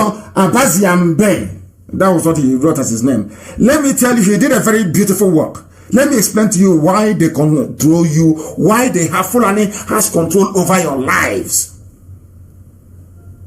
I'm telling you, for some of you, the level of control that Fulani has over your lives, I don't think another thing has it. I'm telling you the truth. Listen, the Fulani, they control the customs so they can bring in weapons of war all the way to Kaduna Dry Port. That was why they did. They planned it very well, El Rufai and the dead Buhari. They planned it very well and they're executing it now. Dry Port in Kaduna. They control immigration so they can bring in as many Fulani fighters from across West Africa and North Africa as possible. They control the police so there will be no investigation and enforcement of laws against killer Fulani headsmen. They control the National Assembly so there will be no adverse parliamentary proceedings against them. They control the DSS so that if you talk, they will shut you down. They control the judiciary so that once your case reaches the Supreme Court, it is dead. They control the army so that if you fight back, they will use federal resources to python dance you. They control the executive branch so they can dip into the national treasury to fund the Fulanization of Zoo, Nigeria. They control the Ministry of Information so they can control what you hear and set up their own radio station. They control Yoruba Muslims to make sure that the South stays divided. What other proof do you need? What other proof do you need, I ask you? None whatsoever. Now, to make matters worse, some of you may have forgotten, but it's our job to remind you. We keep forgetting, we keep reminding you. The Fulani, I'm going to quote verbatim, a statement by the Fulani Nationality Movement issued in Kanu as a press statement on Saturday, January 13, 2018. You have all forgotten, but we have not. So we're going to remind you. Now, this is what the media really said. The Fulani Nationality Movement, FUNAM, F-U-N-A-M, after extensive deliberations on the state of the nation, we hereby make the following declaration. These are Fulani people, your fellow Nigerians, all of you are in your beautiful zoo together playing catch me and kill me with them. This is what they're saying, your fellow Nigerians. That we have asked all Fulani across West Africa to raise money and arms to prosecute the oncoming war. We call on all Fulanis to prepare for this holy war. There is no going back. All over the world, Nigeria is the only country given to Fulani by God. That the cattle colony is the only solution to this crisis. Whether the federal government or state governments accept or not, we have asked all Fulani headsmen all over West Africa to move to Nigeria and penetrate every corner for the upcoming jihad. We have asked them to be armed, since it seems it is the only language Nigeria understands. A statement by Fulani Nationality Movement, FUNAM, Saturday, January 13, 2018. And you would think, some will say, oh no, it's propaganda. Oh, leave IPOB. They're always doing their propaganda. They are casting the government in a bad light. You know, that's why when they go out, they go to Vietnam, they tell the Vietnamese government, don't allow IPOB here. They're giving us, I'll get to that later. They're giving us problem. But that thing they said, the Fulani said in 2018, here now, in that same 2018, you know what they did? Benue belongs to Fulani headsmen by right of conquest, according to Daily Post. So you will not accuse IPOB. You will not say it is a Biafran newspaper. No. It's from a Nigerian newspaper. Benue belongs to Fulani headsmen by right of conquest. Professor Muhammad. And the people from Benue are still, they wake up in the morning and they say one Nigeria. And you're telling me that people are that well in the brain? Can you see it? They said to their people, come and conquer. They have come and they have conquered. It is here. They have come and they have conquered. Yes, as somebody said, they are playing Russian roulette, catch me and kill me. That's what we are doing with Fulani terrorists. If they catch you, if you're lucky, they behead you or they kill you, and the zoo continues the next day. The next news will come. Let us look at maybe Big Brother, or let us look at how things are going, how this celebrity is doing what. Confusing all of you, and you're being eaten up alive by the day. Unbelievable. Unbelievable. Who is responsible for this? Somebody from Middle Belt. It was Gowon that laid the foundation for the disease that everybody is suffering today. We are the architects of our own misfortune. Today, Middle Belt is in trouble. They are turning it upside down. And who brought it about? A Middle Beltan, somebody from Gowon, a Christian for that matter. Look at the zoo today and where it is. We condone evil. I keep saying it. In fact, every morning and evening, those that pray to God, every black person, you must keep praying every blessed day. God, remove evil tendencies from my heart. God, remove jealousy. God, remove envy. God, remove wickedness. I'm a black man. Remove evil from me. I'm telling you the truth. Every blessed day. I'm telling you, because we support evil. As I said before, we naturally gravitate towards iniquity. That is why the black race is backwards. And that is why it will continue until we change, until our brain, the way we reason, changes. Fulani are playing games with all of you. You don't know. I kept quiet for 7 days. They thought, oh, he's gone. Oh, now let us try and even accelerate our wickedness and our evil. It's God one that caused it. We are now on the verge today of total conquest because of a mistake that Britain made. Certain racists in the British colonial establishment, including the BBC, and to a lesser extent now, even today, BBC, they have continuously reinforced the superiority complex of neocolonialists. They denigrate, they very subtly, they insult and they demean you without anybody knowing. You think they're doing you a favor? Of course not. Very cleverly, of course I read in England, so I know their tricks. Very cleverly, they'll be insulting you and putting you down, but you will not know. And I take it to an halfway breeze, you will not know. Like a house rat. As they are chewing the sole of your feet, they are blowing you breeze. So you won't feel a thing. The thing we don't know, of course we know. Why do you think IPOB is as strong as we are? Because we know everything. We know all their games. We know the games that they are playing. That is why today, when you hear about Zamfara, people are selling their houses to bandits in Zamfara. According to an emir, the emir of Guzo, people are selling their houses to bandits in Zamfara. Bandits are now landlords. Who are bandits? These are Fulani terrorists from Mauritania, from Mali, just name it, from everywhere they have come. And you're still tomorrow morning, Nigeria, we need to reposition Nigeria, we need to restructure. When you know the solution lies in the complete dissolution of the damnable contraption. Black people are evil. If not that black people are evil, there is no way learned people, educated people can wake up to this rubbish every blessed day. Every blessed day, the same nonsense, the same garbage, no light, no water, no hospitals, no good schools, no jobs. You graduate, you come out, you have nothing, no hope, nothing whatsoever. And you still say you're Nigerian. God have mercy on your ignorance. Unbelievable. Bandits are now landlords. In Guzo, Fulani owns Benue by right, and be wasting your time. And what happened to the others in history will also happen to you. It will happen to you. Evil every blessed day.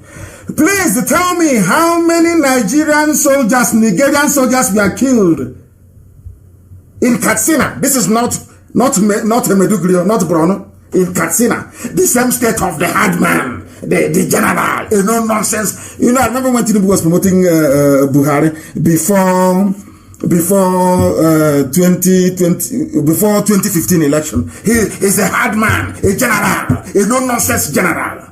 But in his state of Katsina, the late no nonsense general, Fulani terrorists, probably maybe from within or from outside, nobody knows, have now ambushed their Fulani terrorists, also soldiers, and killed 16 of them. Terrorists on terrorists. That's what is happening now. One is in uniform, one is in Islamic garb, is in Al Qaeda outfit. Terror, fighting terror in the zoo in Katsina. And nobody has been sacked, nobody removed, nobody called to resign, nothing. Imagine if it was Ihejirika as the chief of army staff, and the terrorists will ambush Nigerian soldiers 16 and kill them in Katsina. Hey, they can't burn his house down. They will kill his whole family. But this rubbish is happening every blessed day. And what do? You keep quiet. Soldiers, zoo soldiers, 16 dead in Katsina. Hey, black people in this UG, black. There's something wrong with you people. I'm telling you the truth. I'm telling you, black people. Your reasoning capacity is zero. Absolute zero. Absolute zero. And who caused all this nonsense is the amalgamation of the North and the South. The white man came without regard for anybody. Lugard came and said, you, Yoruba land, I'll divide you into two. Half will be in Dahomey, which is a Benin Republic, and half will be in the zoo. And your name is now Nigeria. And I keep asking this very simple question. There is a Yoruba person in Porto Novo, in Benin Republic, and a Yoruba man in Badagry.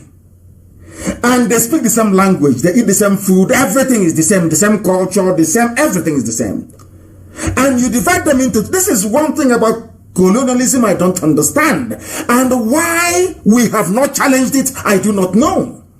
You have a white man travel all the way from Scotland, Lugard, come to your land, Yoruba land, and cut you into two. And say one of you, your name is now Dahomey, the Benin Republic subsequently, and the other one, you are Nigerians. And you accepted it. And that same white man now said, you that is a Yoruba man, Oduduwa man in Odua, man in Badagry, you are related to one Ahmed Kapolafi from Kanu Empire. Does that make sense to anybody? That is, I keep trying to understand the level of black man's intellectualism. It doesn't make sense to me. It just doesn't. Now that the whole world is saying Black Lives Matter and reviewing all the atrocities of colonialism, why is it not possible for us now to say no? That even the Oduduwa people in Benin Republic and the Oduduwa people in the zoo, Nigeria, they are all one people. What is wrong with that, I ask? What is wrong? I ask. Is Lugard that caused all this problem? Today, people are saying, was the amalgamation of northern and southern Nigeria in 1914 a mistake? Of course it was a mistake. Who doesn't know it was a mistake?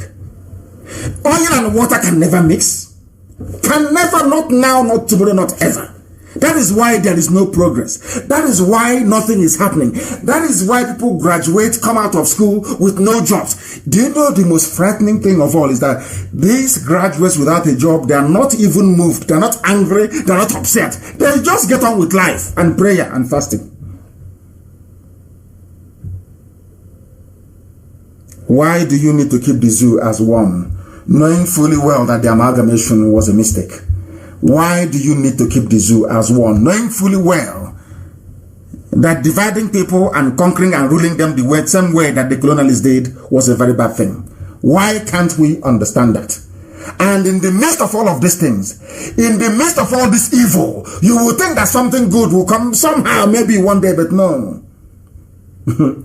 What is happening? Remember the list I gave you before, or I rolled out before, about those who are in power, where they come from? Are they not all Fulani people? Now listen, how Nigerian government officials diverted $800 million from secret oil sale. Who are the people that did this? Fulani. no EFCC, none whatsoever. The same people. Now, former NNPC, I'm just reading you only the headlines. I don't want to disturb you too much because I'll take some calls in a minute. Former NNPC boss Yakubu claims 98% of over 3.8 billion found in his house are gifts. Cash, 3.8 billion. Cash. Where is he from? I mean, he's from the north.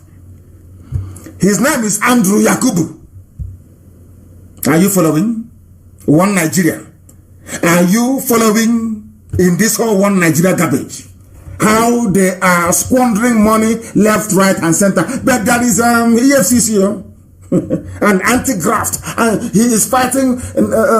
Nigeria is winning the war, or should I say Nigeria is winning the war on corruption. The anti-corruption crusade.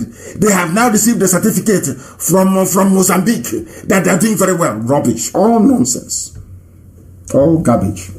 100 million barrels of crude oil shipped to China, sold for $800 million, shared by the late Abba Kyari, Malami, and Maikanti Baru and others. All Fulani. This oil is the reason why they want one Nigeria. And the most painful part is that we are obliging them.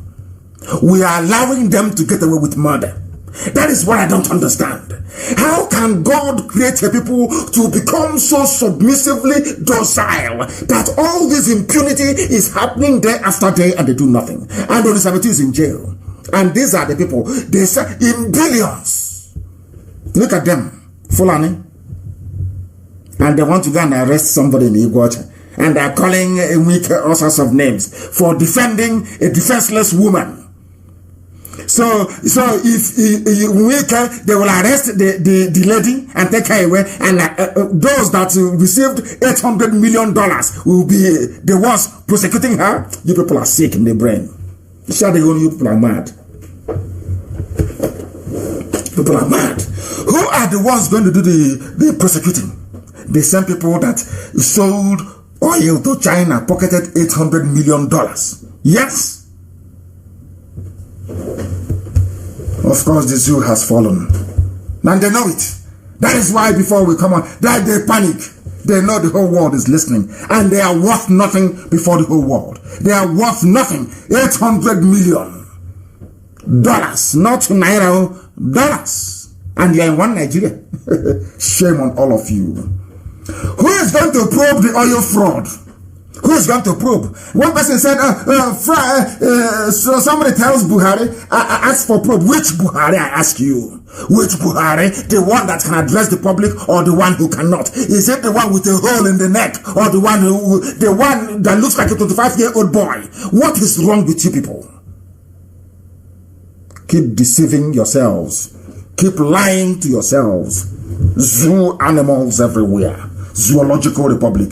Keep deceiving yourselves. Who is going to probe who? $800 million missing. And Olusegun is in jail. For 400 million naira they gave him to run PDP campaign. This is the beginning. This zoo is crumbling left, right, and center, and they know it. Don't they know it? Of course they do. All the yappers, they will have something to yap about very soon. They will yap. They will run out of oxygen because we will give them something to yap about very, very soon. Look at the zoo collapsing every day. They won't talk about it. 800 million missing. These are the idiots begging for foreign aid, grant. They will go to World Bank, give us loan. They go to IMF, give us loan. But meanwhile, that is one thing about black people. Meanwhile, the money you have inside, you are siphoning. You are stealing it. You can see for yourselves. Can you see it? Can you see it? Fulani in power. Don't worry, in 2093, you people will vote for them again. By that time, we'll be out anyway. We have no time for these idiots. They think we have to put up with this rubbish? Is this how a nation is supposed to function, a country? I'm asking you. Is this how a country is supposed to function? Some of you cannot answer. You can't answer, can you? Crude oil being shipped all over the place, asking for who is going to investigate who? Who? Is it Fulani? Investigating Fulani? How is that possible? How is that possible, I ask you? Then these are a bunch of illiterates. Illiterates, they know nothing.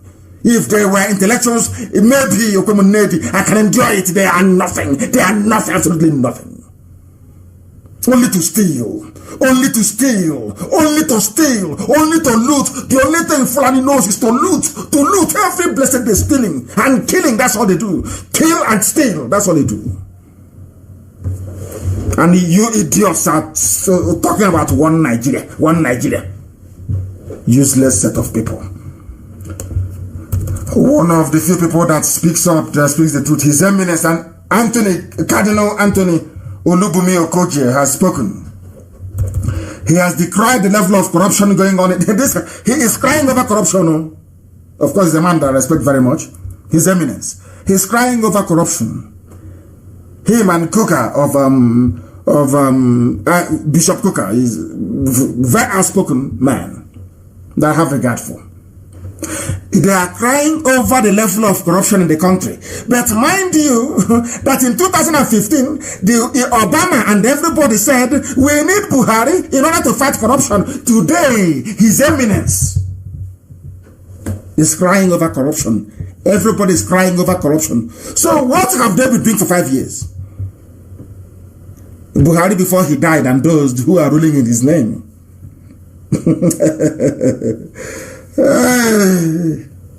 Black people. Black. Oh dear. He is saying this. Nigeria is supposed to be waging war on corruption. But they are more corrupt than the war. Hey, God in heaven. Those who are waging war on corruption are the ones selling crude oil and pocketing $800 million. And they are fighting corruption in the zoo. In the zoo. In the zoo. Unbelievable. Very, very sad indeed. In a statement, Okogie said EFCC is supposed to be part of the solution to the problem of corruption, but the twist of events has shown that the war on corruption has been lost. EFCC are now themselves corrupt. They came to fight corruption, but they are now themselves corrupt. Then why is Olisametu still in prison, I ask? All those who are keeping quiet, all those Igbo men and women who are keeping quiet over Olisametu. You see how the Fulanis are defending their own? They steal, they loot, they kill, and they defend their own. Only you people yapping rubbish all the time. As one brother wrote very eloquently, he said there are saboteurs everywhere, that every ethnic group have their own saboteurs, but there is something special about an Igbo Sabo. that an Igbo saboteur is a special breed altogether. Maybe I'll try and publish that very brilliant piece he wrote. I don't know what his name is. Somebody sent it to me. He said everywhere you have saboteurs, but Igbo Sabo is very special. Very, very clean and special. That his own Sabo is spiritual. Spiritual saboteur. What drives him or her, he or she wouldn't know. But sabotage is in their system. That is why an Igbo Sabo is very deadly. I've asked some of you before to go and watch the film Tears of the Sun. I keep saying this thing every blessed year. Tears of the Sun is a Bruce Willis movie. He was the lead actor in that very movie. It is about Biafra. Tears of the Sun is about Biafra. Go and try and watch it. And after watching that movie, I watched it in a movie theater in London. After watching that very movie, I came out, I think that was about 1997 or thereabout, that movie came out. Do you know, after watching that movie, I asked myself, how is it that Hollywood, of all people, Bruce Willis, how come the scriptwriter knows that Igbo people are saboteurs? How it comes to them naturally. In that very movie, a Hollywood movie, the Sabo there betraying Ojukwu is an Igbo man. In a Hollywood movie. That tells you all you need to know. He was there. And they asked him, he was shot dead, of course. They asked him, why are you betraying your head of state? He said, because his family was being held in Lagos. Go and watch that movie. In fact, all of you, go and look for Tears of the Sun. Cut out that bit where the Sabo was confessing. The Sabo was an Igbo man who was confessing. Go and bring it out and let the whole world see it. So that all the Sabo you're seeing today, they are all, by nature, they are there. If Hollywood knows, then so should you. But we are IPOB now. We have frustrated them into oblivion. The zoo is adrift. The genesis of the problem was the amalgamation. Those that said, oh, we love it, many rainbow nation, many cultures, diversity, talking rubbish. Look at the diversity. It's bringing you death, corruption, looting, suffering, pain, poverty, disease. You can't see it.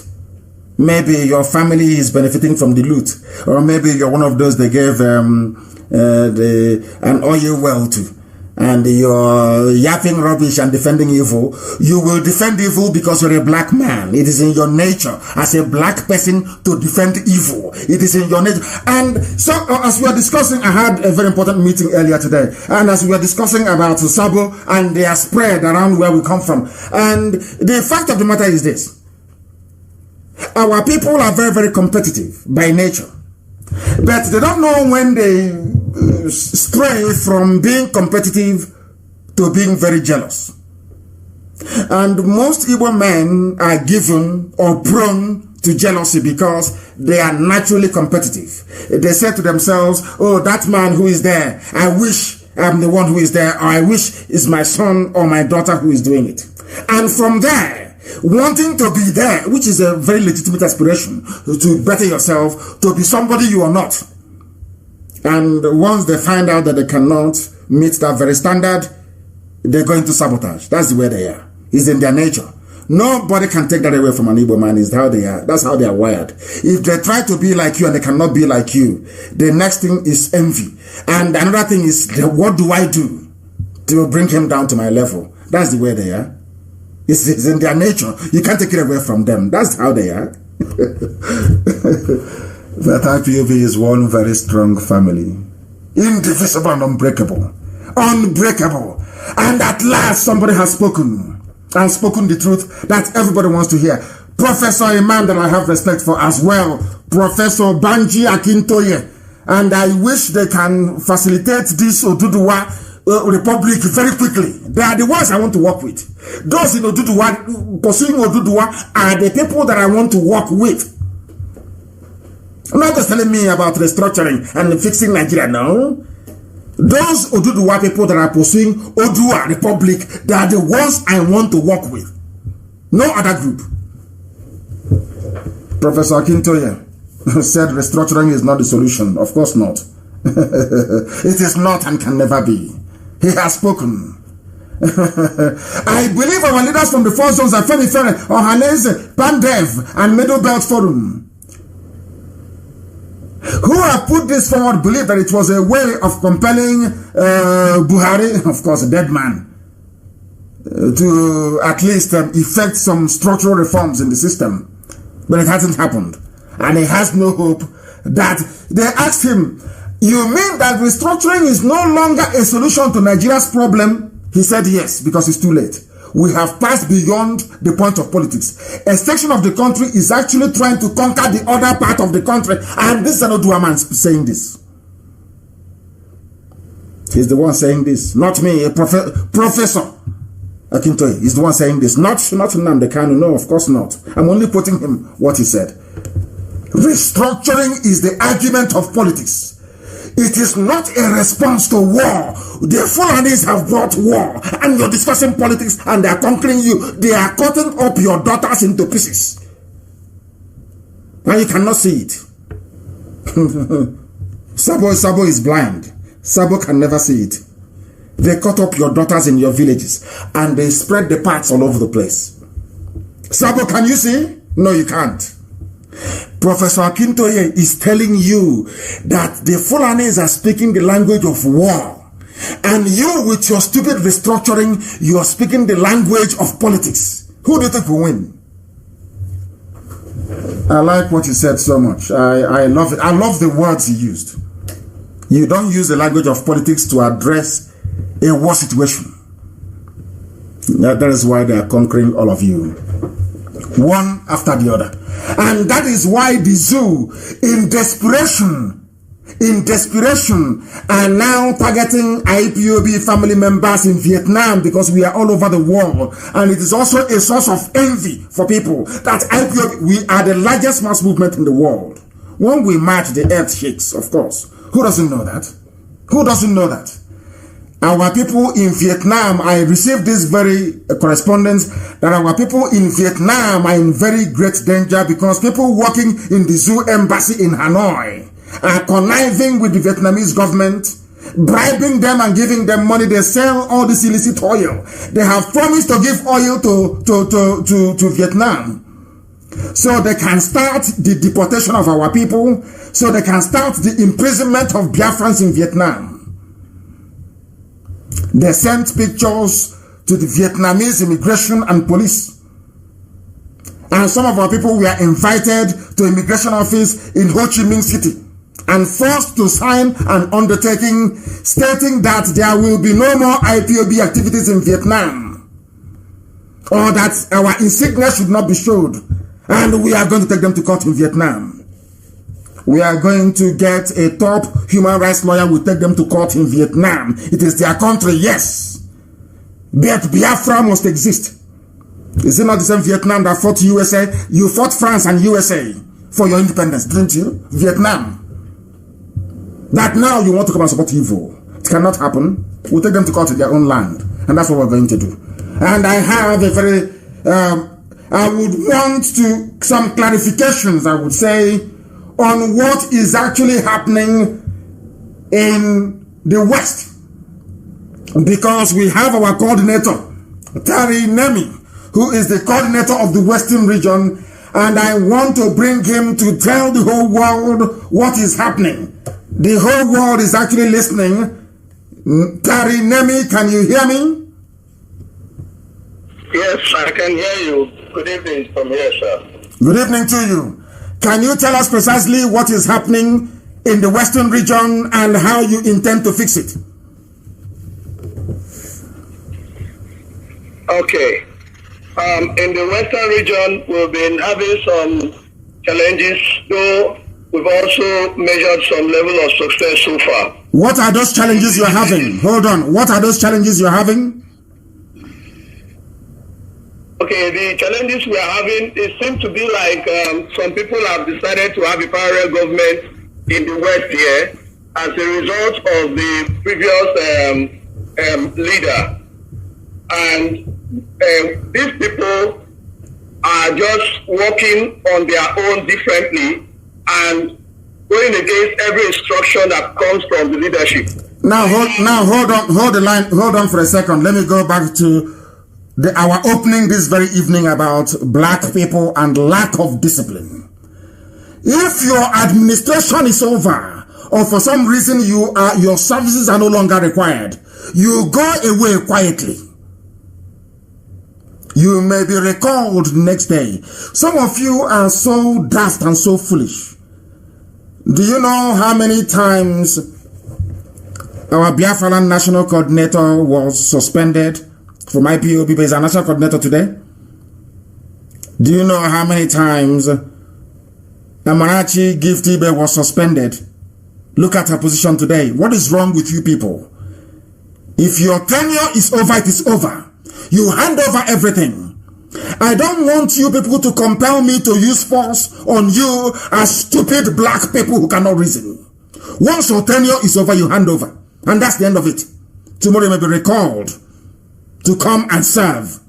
Biafra is not going to be like the zoo or any other useless African country where somebody serves and at the end of their tenure, to go will be a problem. There will be no parallel government in Lagos. And as we are speaking today, you come back next week Sunday. If it persists, I will expel them from IPOB. Please go ahead. Thank you very much, sir. Is that it? Do you have anything else to tell us about what is happening in the West? Apart from Lagos State, the Edo State coordinator has just cut himself off from the leadership of the West. He told me emphatically that he's not ready to work with me. The Edo State coordinator, Mazi, that he's not ready to work with me. He doesn't want to open his state to the leadership.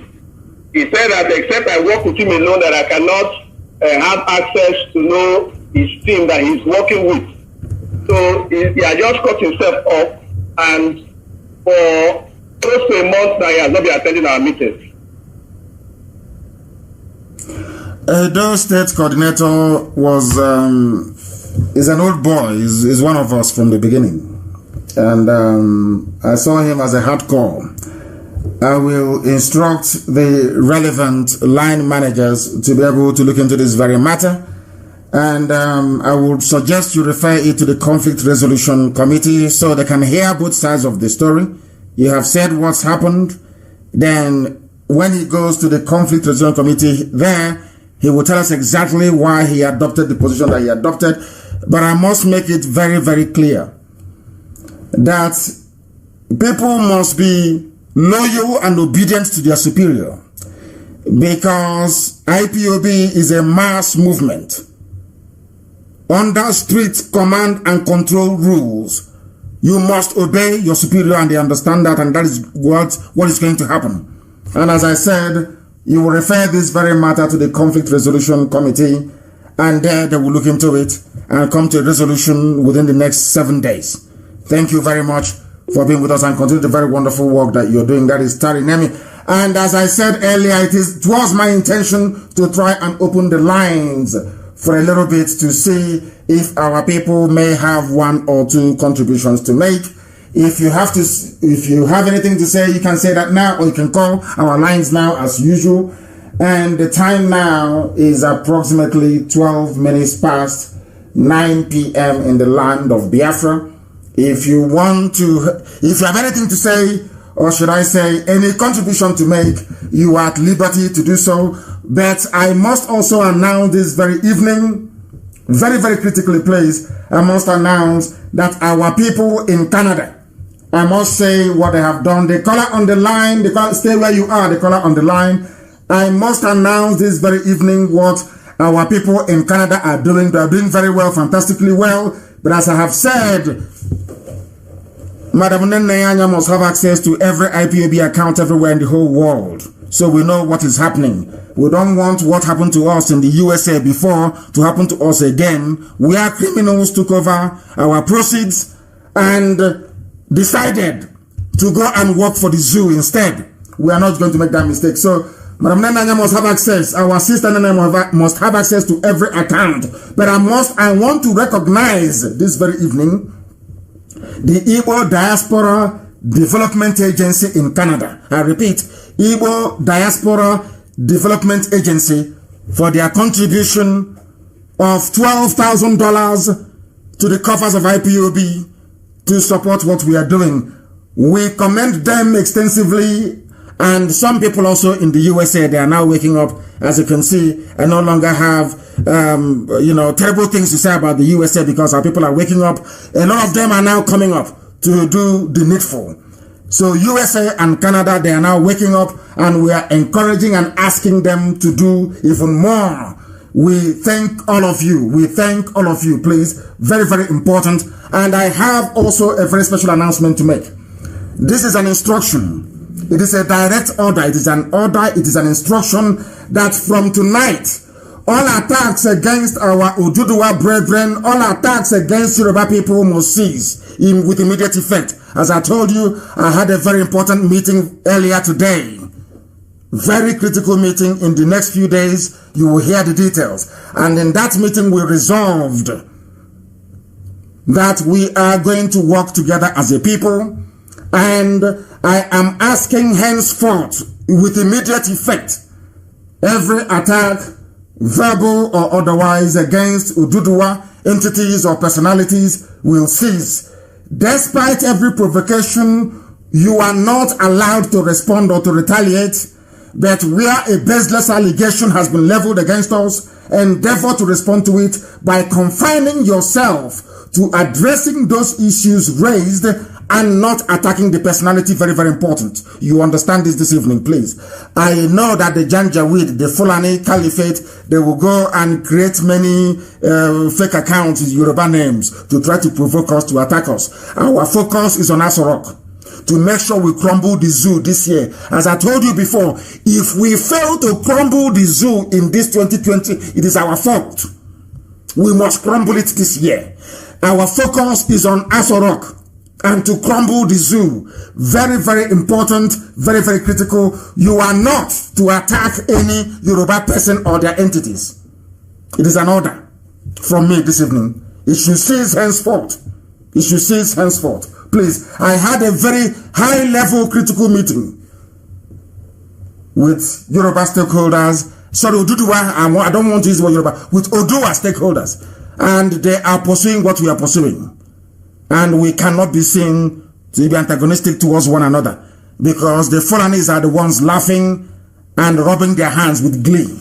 We cannot give them that opportunity anymore. As simple as that. I have a caller on the line. That caller, are you still there? And can you, for goodness sake, hear me? Yes, I can hear you, my leader. Please, your name and where you're calling from. My name is Biafra Effiong. I'm calling from British Columbia, Canada. From British Columbia, you're Biafra Effiong. Where do you come from in Biafra land, please? I came from Nsrata in Akwa Ibom, Biafra land. Thank you very much. Please go ahead. We are listening. Go ahead. Yes, my leader, I love you so You have gone silent. Yes, go ahead. Everything. I love you so much, my leader. I've been following you for so long time, 2012 till today. I've been a person that I met you before when I was in Malaysia.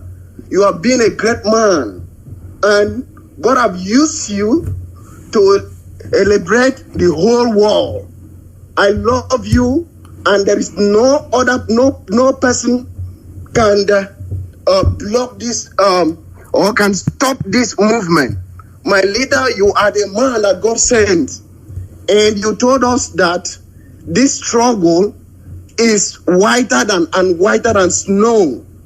And I believe that, and I've been working with my own capacity to make sure this Biafra restoration come to reality. I was the one who started the IPOB in Philippines. Wow. I started the IPOB in Philippines before I now hand over, before I moved down to Canada. So the Philippines is working strong. Yes, it is. So I have been an assistant coordinator here in British Columbia. But my leader, I follow you because of what you said. I didn't follow you because of, I just follow, I don't want to go to the detail. But I just want to thank you, and I'm overwhelmed to speak with you.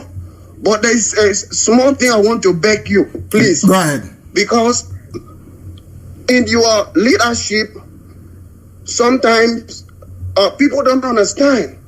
Of course, in all the family, you might have maybe a child or that might not like to follow your instruction. They might be causing confusion. Yes. Now, Akwa Ibom State is having a very big problem, which you might not know the details. But I call my family because I even put the radio Biafra satellite in my compound there, and also have some information there. My family has given me information. So the Akwa Ibom has problem with coordinator issues. My family is reporting to me. Very, very bad, and I don't want to put my people in the danger. So please, they said they don't want the coordinator that is working now. It's causing a lot of problems. You don't want to work with anybody. And they even write him a letter asking him to work with every other person. I personally see every other coordinator that has signed that letter. I also signed with my hands. This guy refused to work with anybody. See, today, he doesn't want to work with anybody. My leader, please, I know this Biafra we want is democracy.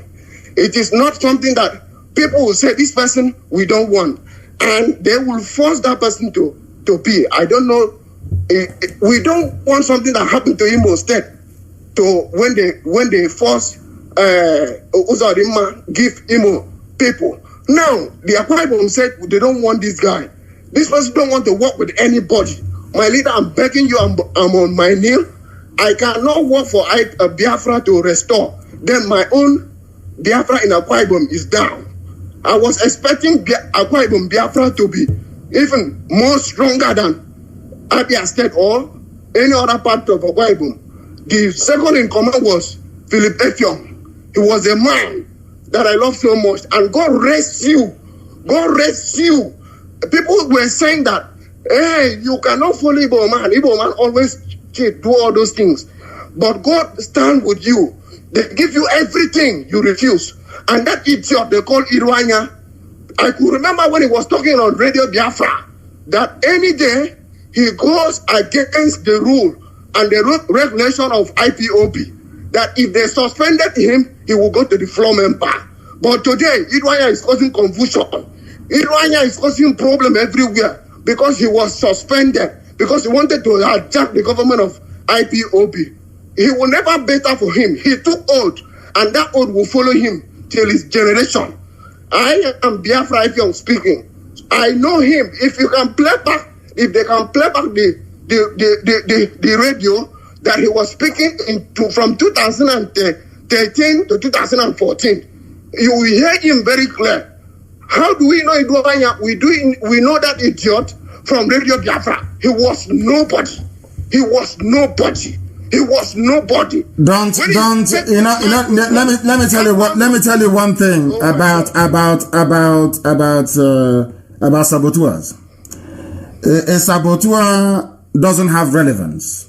If you mention a saboteur's name, you give them relevance. So just ignore every saboteur you may have come across. Our work, we are on schedule. Our work is going on. It is unstoppable. Don't mind it. You have them. I said there was a Hollywood movie. I want everyone to go and watch Tears of the Sun. In that Hollywood movie, the only saboteur there was an Igbo man. So don't be surprised. Okay? We are moving forward. My happiness is that God in heaven, Chukwokika, structured IPOB in such a way that it's unbreakable. It doesn't matter who you are. You live, and IPOB continues to wax strong. Since IPOB did not fall when I was detained, yes, illegally, did not fall when I was in prison, did not fall when they came to kill me. Oh, come on. Nothing can stop IPOB. I thank you very much, my dear brother. I have heard what you've said, and we are going to do the best we can to resolve the issues in Akwa Ibom as one family. Akwa Ibom is very strong. Very, very strong. I have a caller again on the line. That caller, can you hear me? This is Radio Biafra. We are live and direct. Please go ahead. No. He is. You are listening to your system, and I don't like it. When you call us, you don't listen to your system. Please, you don't do that. I have a caller on the other line. Can you hear me? Hello. Yes, raise your voice, your name, and where you're calling from, please. Mazi, good morning from here. My name is Okebam Chedos here, from Umuaka. Umuaka is in Olo. Yes. In Imo State, Biafra land. Please go ahead. I'm speaking from India. From India? Western Noida, India. Wonderful. Yes. Yeah, Mazi, first of all, I want to thank you. Because I keep saying it every time I draw strength from what you say, from your teachings, history, and everything. Sometimes people ask me, why am I so mad about Biafra? Why am I follow this man? Even whatever he says, I deem it to be true. I told him that, listen, as a human being, when you lose these two relevance, you are never complete and can never function. Your history and your land. These are two things you cannot buy with money. Nothing can give you this. And this is what this man has brought back. This is what has triggered the mind of every young Biafran. We are following him because he can give us what nobody can give us.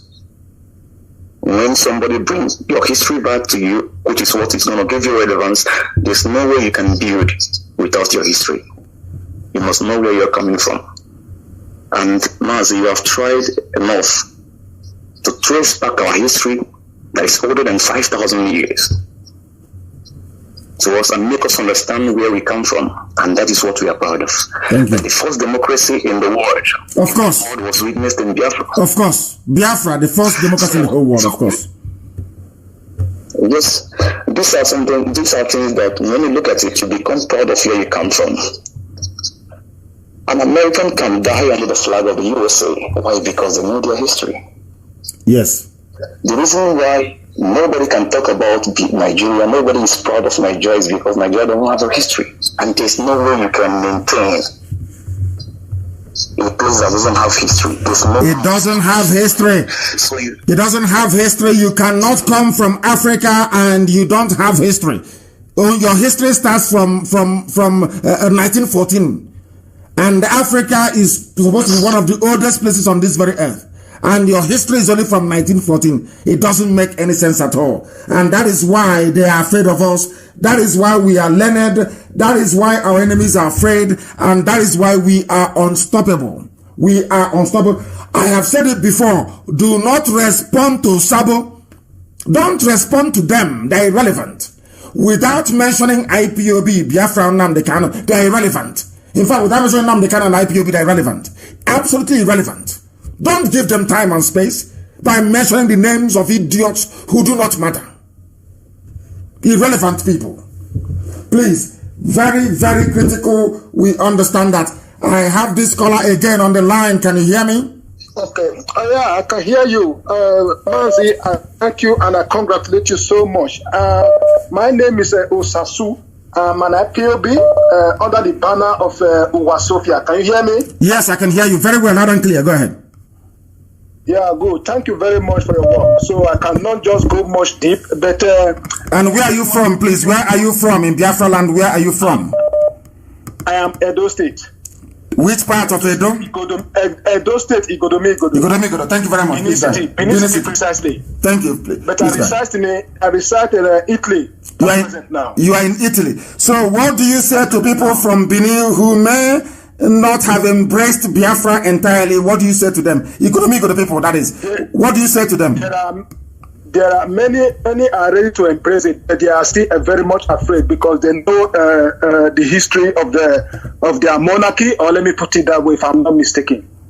You understand? I do. Know many embrace it, but they are afraid. You understand? But gradually, we are doing the work. We and our sister Uwasofia. You understand? Yes, Owa is doing very well. Uwasofia is doing very, very well. And I want to encourage her to continue her work. Uwasofia is doing very, very well. Efe is doing very, very well. Tamono is doing very, very well. Our people, those of you, Darlington, all of you who are coming out, Biafra child, all of you are doing very well. And also Simon Epa, all of you who are coming out every day, are doing very well. Please go ahead. Please let me talk a little bit. Go ahead. This Edo rep, man, what's his name? Onyibe, I forgot his name. Please, it is my own opinion I want to give you a little bit. The leader should look into his matter because he looks to be coordinated very good in Edo State. You know, Edo State is so very sensitive. You understand? Yes. And he know much of Edo State. So when looking into his matter, you must look to his matter in a way that he understood Edo very well. Yes. You understand? Yes, I know. I understand what you're saying. So that this can work well there. You understand? Yes. It's long I've heard of him anyway. I've never talked with him anyway. But just because of our past working hand to hand together, I'm even planning now that each time I go to Edo State, I will see him and we will visit some important place that will even enhance or enrich the movement of IPOB. Okay. You understand? Very well.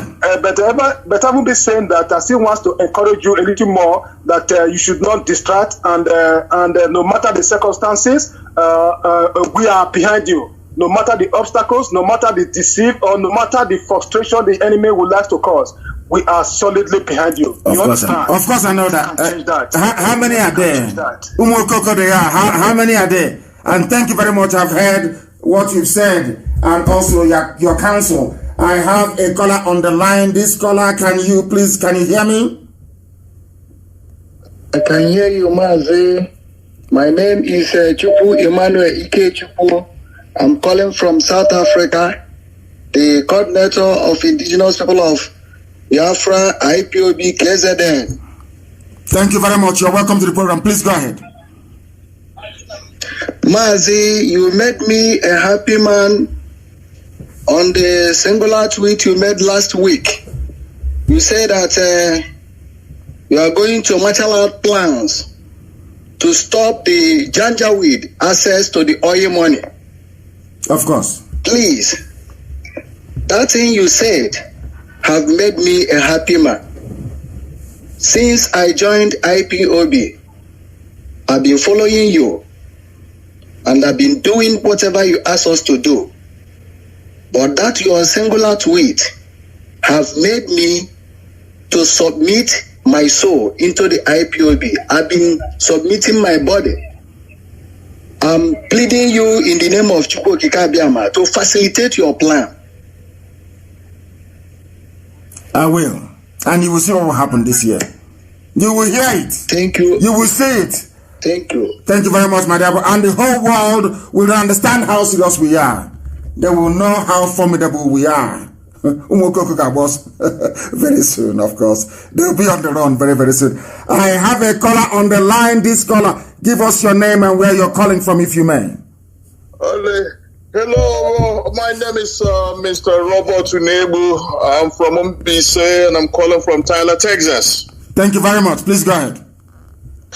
Yeah, first and foremost, I want to commend you for your the great job you are doing. You have really proven to us, the Igbos, that we have a leader. And they've also made us to understand that what we're going through right now will ultimately come to an end. You know? Yes, sir. I commend your strategy. Forget about all those people, you know, who appears to be gullible. That's where I refer to them, or who are kind of parochial. Because going by what I think Lord Lugard, the book he wrote, the Dual Mandate in Tropical Africa, he referred to us as people who live by the moment and who don't have any apprehension for the future. But I'm glad that today, with you, you have proven to the whole world that we are far-sighted people. You know, we know where we're heading to. You know, of course. I was born during the Civil War, so I understand what it means. So when people who were not part of that tragedy talks, you know, I pity them, you know. Yes. So don't divulge your strategy to anybody. You don't own anybody anything. Keep on planning what you're planning. We're strongly behind you. Of course, I know that. You know, I have no doubt. We are strongly behind you. So the sabotage, as you said, is just their existence is just temporary. You know, if you give them attention, you give them relevance. That is true. They don't need it. You know, so keep on focusing. And with respect to what the Fulanis are doing right now, I believe that your strategy of mobilization and sensitization and conscientization of our people should be ongoing. You know, we are helping with respect to that because so many of our people appears not to understand the agenda of the Fulanis. You know, yes. I mean, taking you a little bit back on history, in 1967, I have the clip. Ojukwu, after the Aburi Accord was asked, yes, and I was asked what he feels on the plans of the Fulanis. He said that their agenda never changes. It never. The thing is that they change the strategy. Never. The agenda is the same for Fulani. Always the same, to conquer, to subdue and to subjugate. Yeah, they change their tactics from time to time. You know, now with the corruption scandal that have emerged themselves into, that trying to find a way to divert attention, thereby focusing right now on what is happening in NDDC. That's a strategy. Of course. That's a strategy. Of course. So we have to keep on mobilizing our people so that we be on guard. We be on alert, you know, to prevent them from castrating. Because I'm quoting the word of Ojukwu. He said that what they want is to practically castrate. And that's what I have done. That is why that was why in Imo State, in your state, because you're from Mbise, that was why they managed to plant somebody from the 4th position into number 1. That is an absolute castration of Imo State as a whole, not just one individual. I thank you, my dear brother, for calling. I have somebody on the other line, that very person. Are you still there, and can you hear me? Yes, Mazi and Kanu. This is, can you hear me, sir? Loud and clear, please go ahead. Okay, my name is Moses Arimado. I'm from Ngobala in Imo State. I'm calling you from Ohio, United States of America. And they were one name. Okay. Thank you very much. Thank you. Thank you for calling. Please go ahead. Well, for the matter of this forum, this platform, I have few questions for you before I go into my main question or contribution this evening. Please bear with me. You ascertained that Elohim sent you. Am I correct?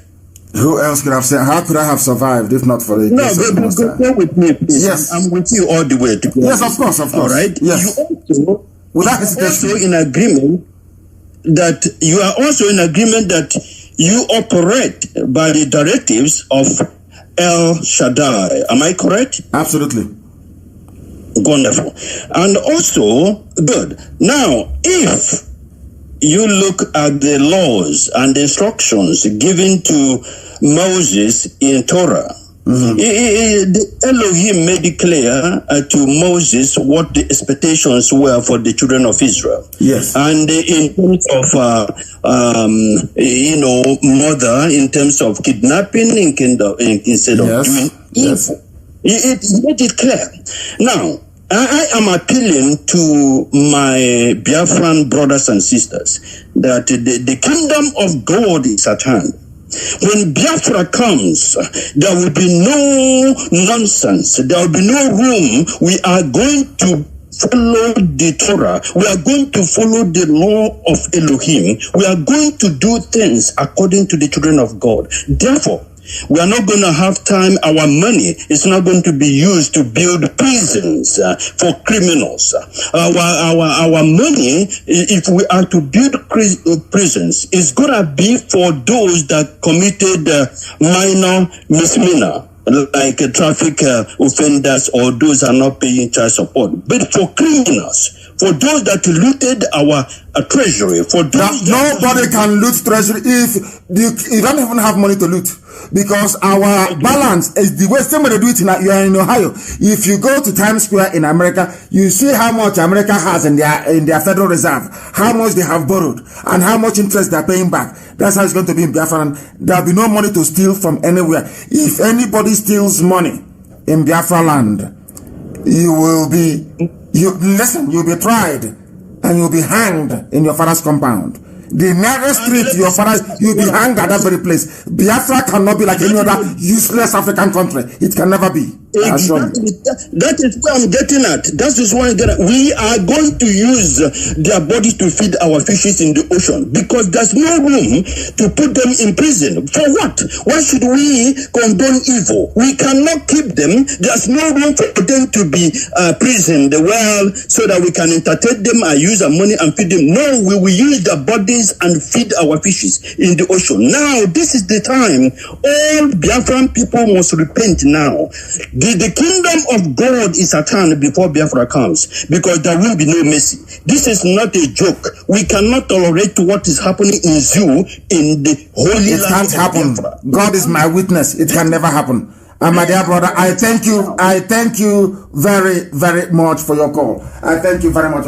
Biafra land, we are not going to condone any nonsense. You must be dreaming. If you think you're going with siren, you know there will be no siren in Biafra land except ambulance, police. Only ambulance, police, and who else will have ambulance and fire service? Only. Even the head of state, there will be no siren for you, because you'll be like any other person. There will be no siren in Biafra land for anybody, commissioner, your governor. Rubbish. You are like any of us. So any day you mess up, we take you out of office. If you say you won't go, we'll drag you out of that place. There will be no armed escort. No siren for anybody except for fire service, for police, and for ambulance. If you don't know, anybody thinking that Biafra is going to be like the zoo, then you're dreaming. You better stay in your useless zoological republic. The caller on the line, can you hear me? The world is listening. Your name and where you're calling from, please. Hello, Mazi, good evening, sir. Good evening to you. Mazi, my name is Mazi, calling from Germany. Go ahead. Chimese, go ahead. Yeah. Mazi, I don't know if our people have committed any offense that make many countries treating us bad anyhow. No. It is not an offense. It is what the zoo is. That's what they do best. It is called castration, as our brother quite rightly said, from the caller from Texas. It is called, that is what the Fulani does. You don't know Fulani. People don't know these people. We know them very well. That is what they do. They instigate. They go behind the back and they instigate. That's what Fulani does. That's what they do. That is why tonight they will not be happy. Tonight that I have announced that from now going forward, we are no longer going to attack any Yoruba. No Oduduwa person will be attacked. You say they won't be happy about it. That's who they are. They instigate. Please go ahead. Well, guys, I don't have much to say, but only that many things I need to say, but I don't. Then try and call me off air, please. When I'm off air, you can call. Maybe that is the best way for us to proceed. I thank you very, very much for calling, my dear brother. I thank you very much. I have another caller on the line. Let me see if I can get hold of them. This caller on the line, can you hear me? If so, give us your name and where you're calling from. For the last time, the caller on the line, can you hear me? No, they cannot hear me. The caller on the line, can you hear me? Your name and where you're calling from? No, they cannot hear me either. And that brings us to the end of tonight's program. It brings us to the end of tonight's program. Somebody is still trying to call. Let's see if we can get... The caller on the line, can you hear me? Good evening, Mazi. Good evening to you. Please, your name, raise your voice, your name and where you're calling from, please. Okay, my name is Shitu. Shitu Oladapo. I'm in Zimbabwe. Please go ahead, Shitu. I'm a massive fan of... You're welcome to the program. Shitu, go ahead. We're listening. Okay. Okay. Yeah, I would like to say I really like what you are doing with IPOB and the struggle. It has opened the eyes of a lot of us. But what I notice is that Biafra needs to focus on the people of the Niger Delta. That's 13% that the Janjaweed are giving to them. Is what they feel they can, they feel they are okay with it. You understand? Yes.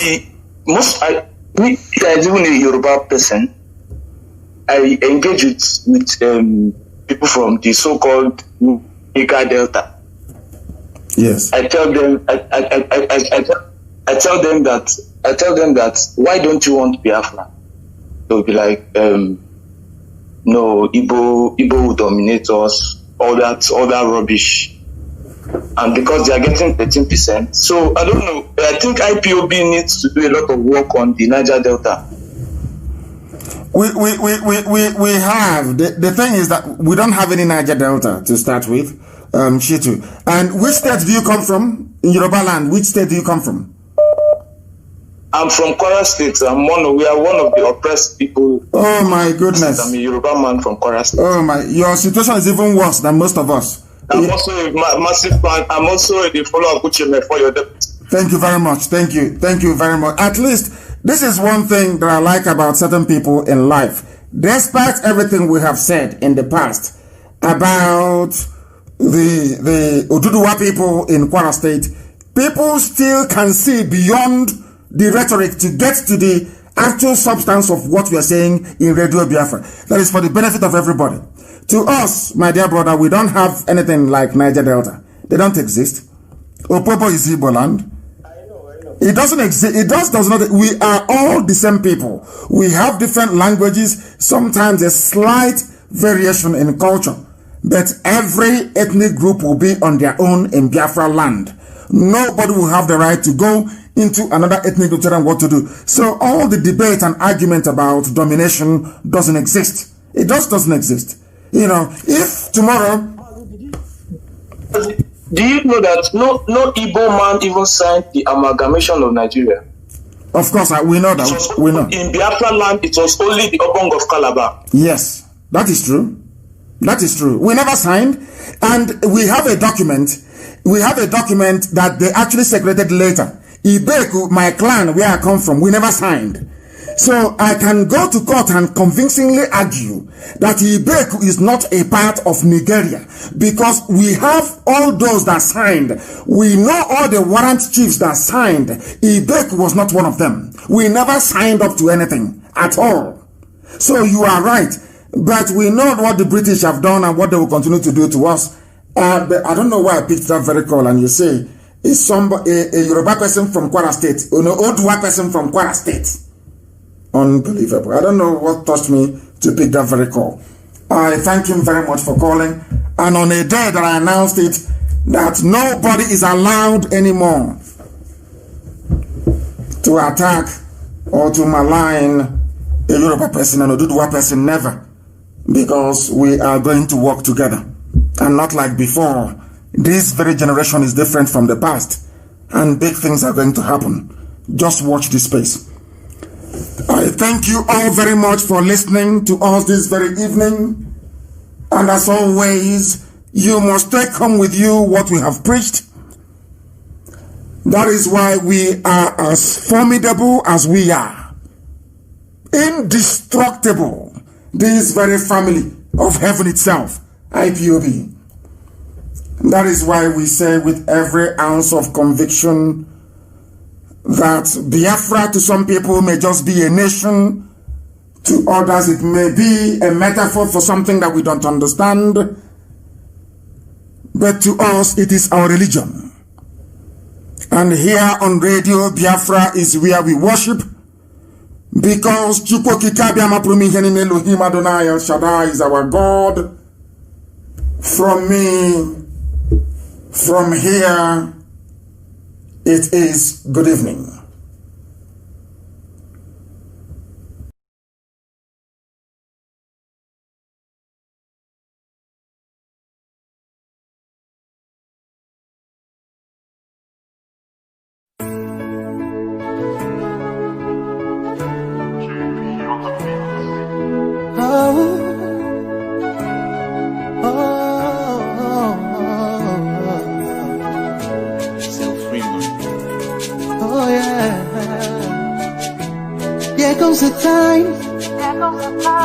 The whole wide world will welcome the rising sun.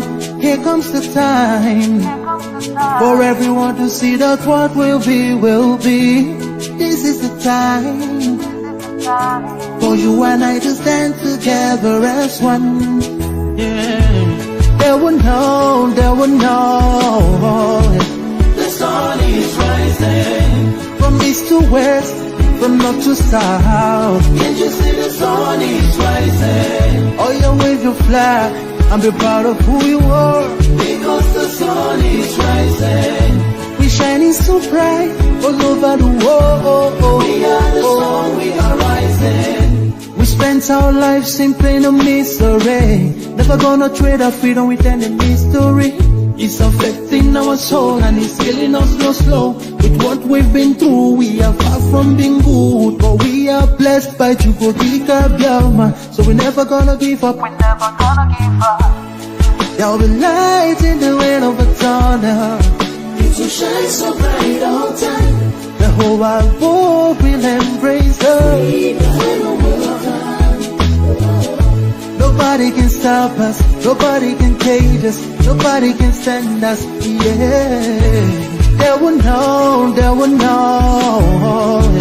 the sun is rising from east to west, from north to south. Can't you see the sun is rising? Oh, you wave your flag and be proud of who you are, because the sun is rising. We're shining so bright all over the world. We are the sun, we are rising. The windows and curtains, green lights be revealing. When I think about how blessed we are, goosebumps all over my body. Sunrise to the clock strike, black strands crossing grey stripes, clashes upon clashes, many lives come to ashes. When I ponder and reminisce, the actions I see malice. Blood on the ground, this is how we fly, our beautiful flag all around the world.